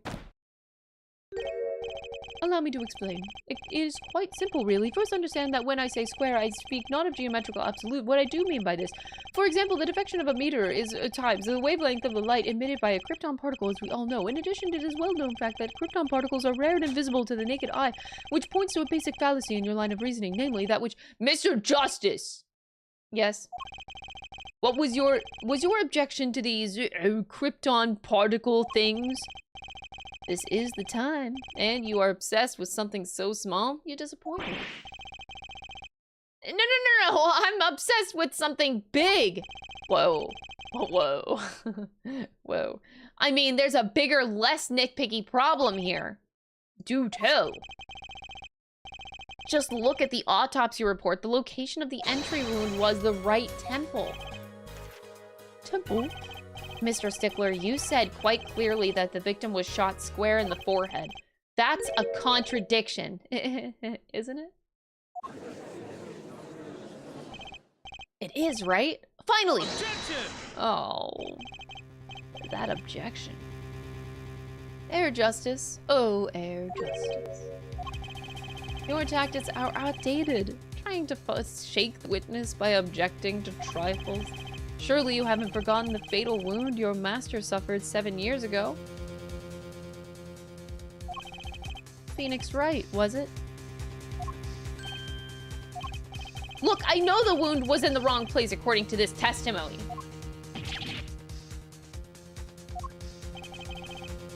Hey, hair forehead. Forehead? Let us imagine you are walking through the park. You see two men facing each other, one with a pistol trained on the other. What would you do, Air Forehead? Really, that's my name? Air Forehead now?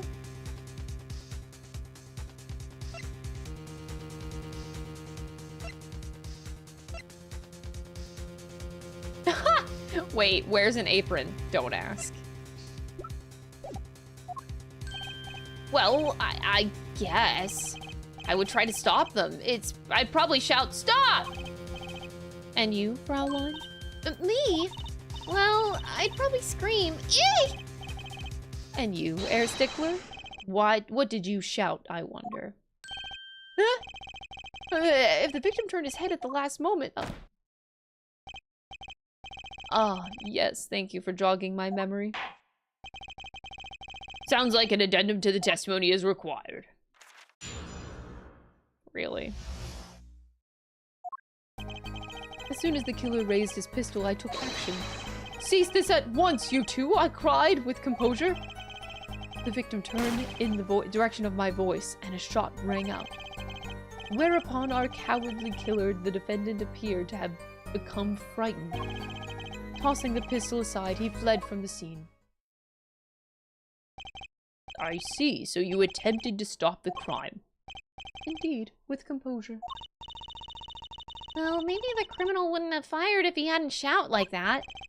That doesn't really matter now, unfortunately. Let us consider this new testimony, shall we? Observe the diagram, if you would.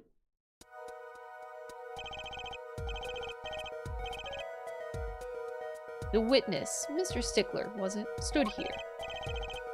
He shouted, "Oh, stop, please," or something of this nature, and the victim responded by looking in the witness's direction. If the killer were to have fired at just that moment, as we can see, the bullet would have struck the right temple, as in the report. That does seem to be the case. Witness the power of a junior in Ivy University's Department of Science. Okay. Very well, Mr. Justice, you may cross-examine the witness. Okay.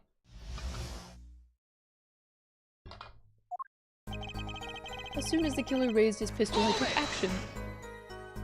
So you saw a raised pistol, weren't you frightened?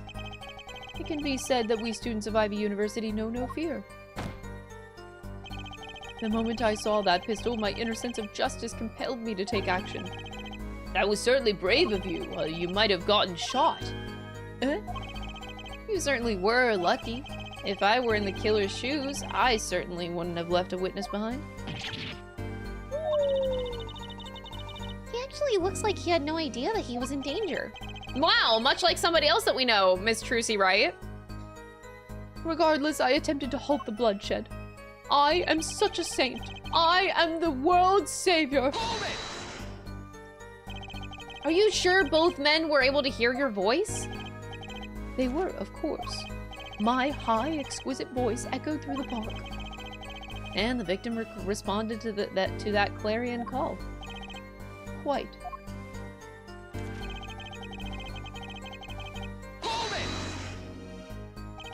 Did you hear the gunshot at the same time as the victim turned? Indeed, I would say about the same time, to be precise. And the victim didn't ask you for help? It can be said that he didn't have time to ask. He didn't even have time to take a single step.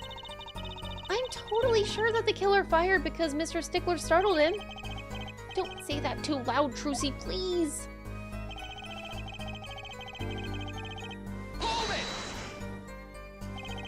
Can you describe the killer's actions more clearly? He seemed quite surprised, especially considering that it was he who did the deed. As we can see, human psychology is a tangled web indeed.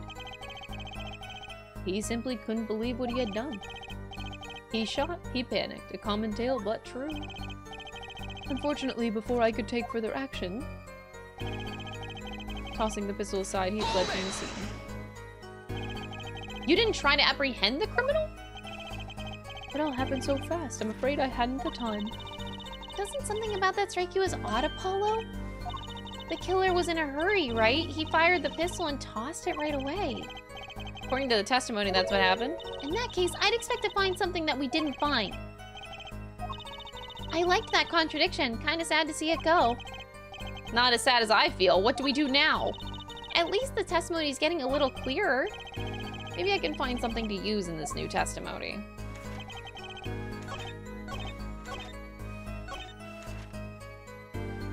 Tossing the pistol aside, he fled from the scene. All right, time to do my infamous game saving because I always expect to fuck up. Tossing the pistol aside, he fled from the scene.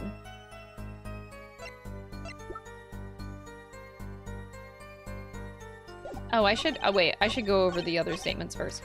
As soon as the killer raised his pistol, I took action. Cease this at once. I cried with composure. The victim turned in the direction of my voice and a shot rang out, whereupon our cowardly killer, the defendant, appeared to have been frightened. Tossing the pistol aside, he fled from the scene. I think it has to be this statement, but it's like, why would he toss it aside? The fingerprints were wiped on it. Who would wipe the fingerprints afterward?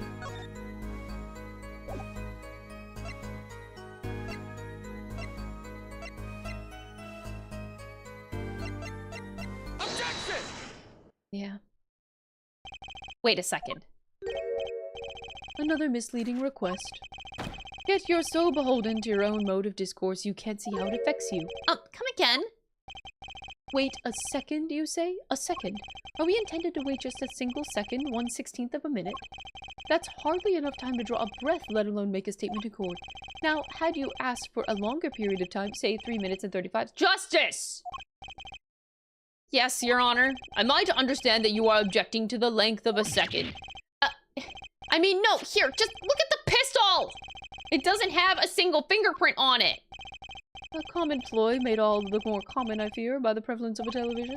Criminals these days are loath to leave fingerprints.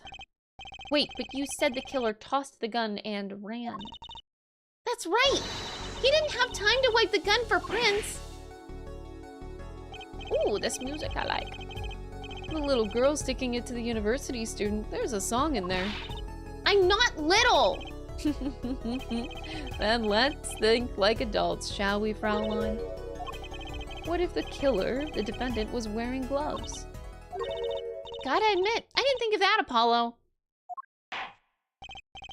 Mr. Justice, could the killer have been wearing gloves? No. The record of the murder weapon is very clear about one thing. The fingerprints were wiped, which means some trace of prints remained, which contradicts your testimony. If everything happened as you say it did, he wouldn't have had time to wipe the pistol.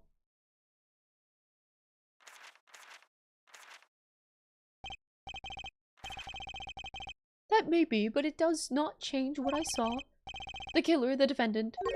He threw down the murderous weapon from his hand and fled. Oh my god, what is this face? I hate it, Your Honor.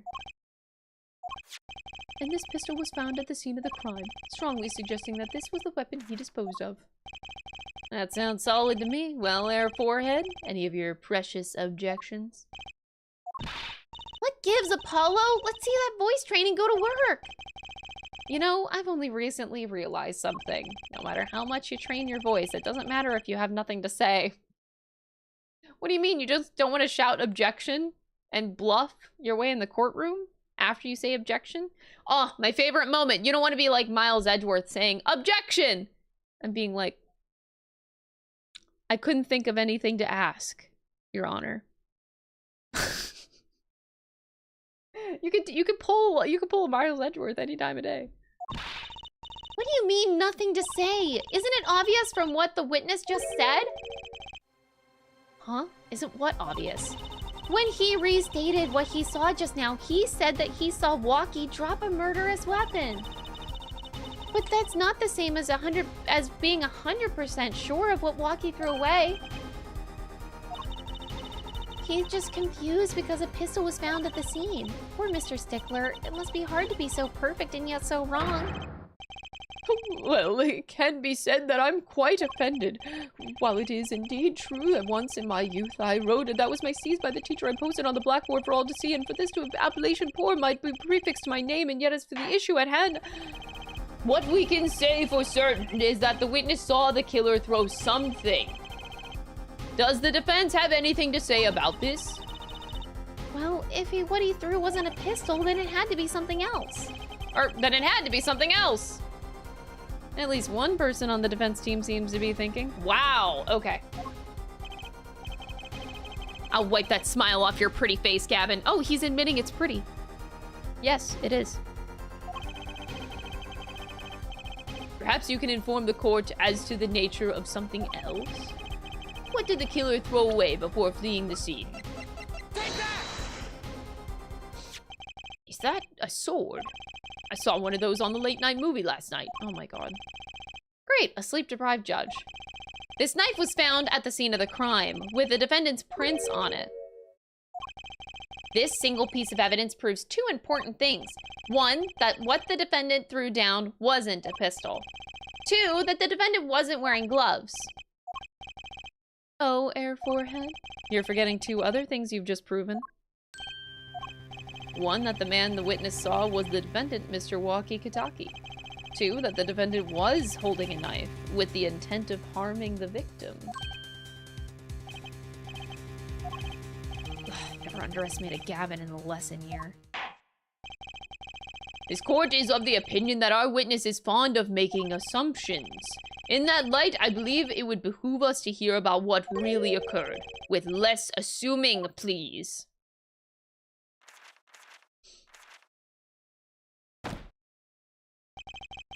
It is always the same with you people. Mark left the house on foot, and 5 minutes later his brother left after him. How long would it take for Mark's brother to catch up to him? Assuming that Mark never had to stop for a traffic light. Assuming, yes, that's what I said, assuming. As if that were a probable situation at all. Yet here you are assuming that my assumption is no better. Oh my god. What this court assumes is that the witness will testify as to what happened after the shot was fired. Get the fuck out! I could not prevent the killer from leaving the scene, nor could I simply leave the scene in good conscience. Ergo, I used my cell phone to call the police. Until the police arrived at the scene 10 minutes later, I saw no one else. Why didn't you chase the killer? He was, as you say, a killer. Of course I could have run him down, yet what would he have done if when cornered? Sadly, it takes more than an aptitude for solving quadratic equations to know that.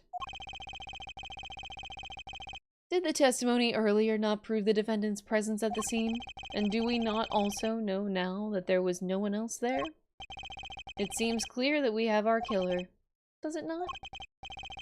Does it not, Mr. Justice? I'd better find a way to take this testimony down quick. Here we go.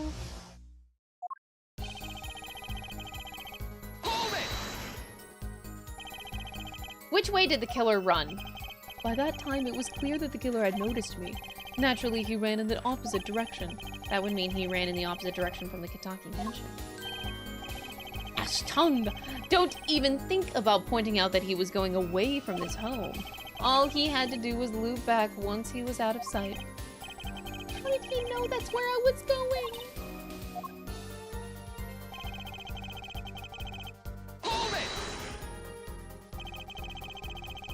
You were certainly composed for someone who had just witnessed a killing. If one is to devote one's life to the pursuit of science, one must never flinch at the sight of a little blood, nor be so moved by a chemical discovery that one drops one's flask upon the lab room floor. Oh, cool answer. Very cool. So nothing strange about how he acted. Trucy looks like she has something to say.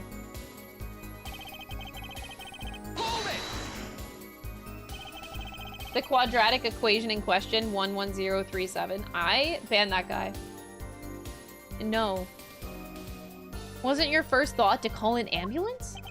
It can be said that I have dabbled in medicine. The injury I witnessed, namely a single shot to the head, tends to result in death. Ergo, there was no need for me to call an ambulance. A perfect syllogism, a proof in 3 parts. Exquisite, simply exquisite. He actually looks like he's gonna cry. Trucy, are you okay?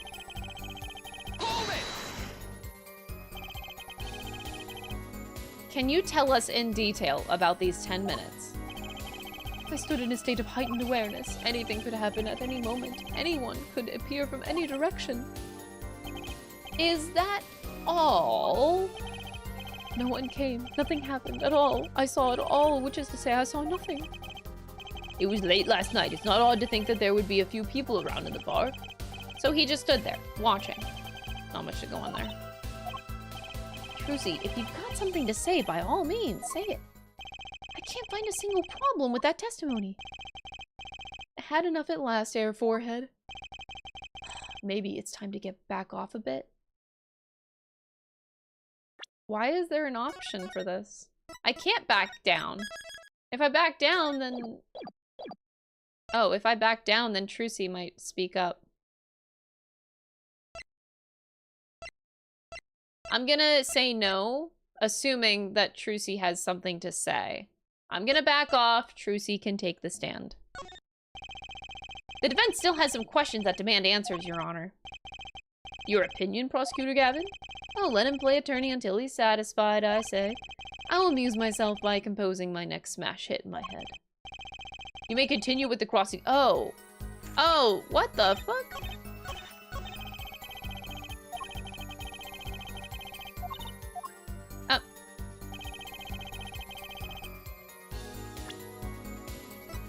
Okay.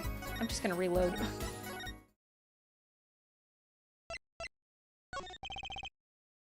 Oh, I just realized I read it backwards. Oh, I answered the wrong thing.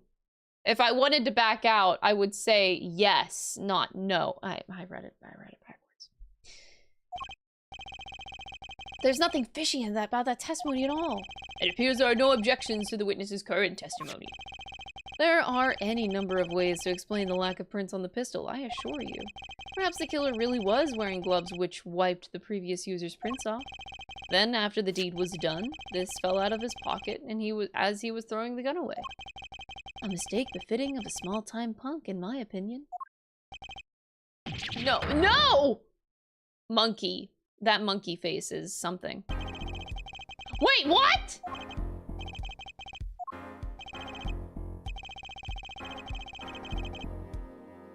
It seems that you weren't cut out to stand on the same stage as me.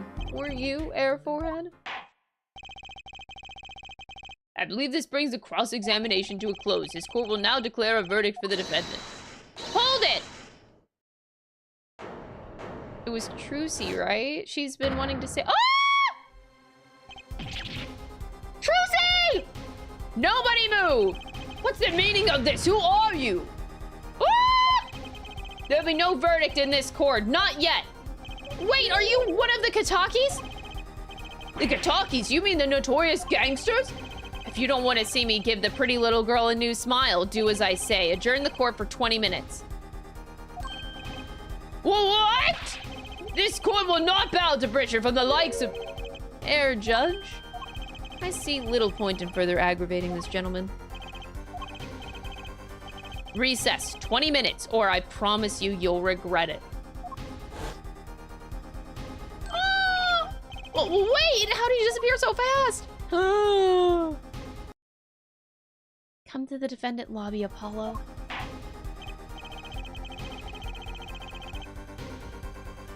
I have no choice but to adjourn for a 20-minute recess. Bailiff, catch that mysterious man. To be continued. Oh god, I was hoping I could do the 20-minute recess, but I should get off stream, dude. Oh god. That's it. I have to end there on an insane, I have to end on a cliffhanger. I'm sorry. Sorry about it, chat. It's a good place to end, though. So I will see you guys tomorrow. Same time, same place. You gotta show up at the beginning of the stream. Or wait, what if I psych you guys out right now? So we currently have 73 supporters for the Ambi plushie right now out of 200. We are 36% of our goal done. Now, I might consider continuing if we get 2 more supporters to 75. Or no, should I make it number higher?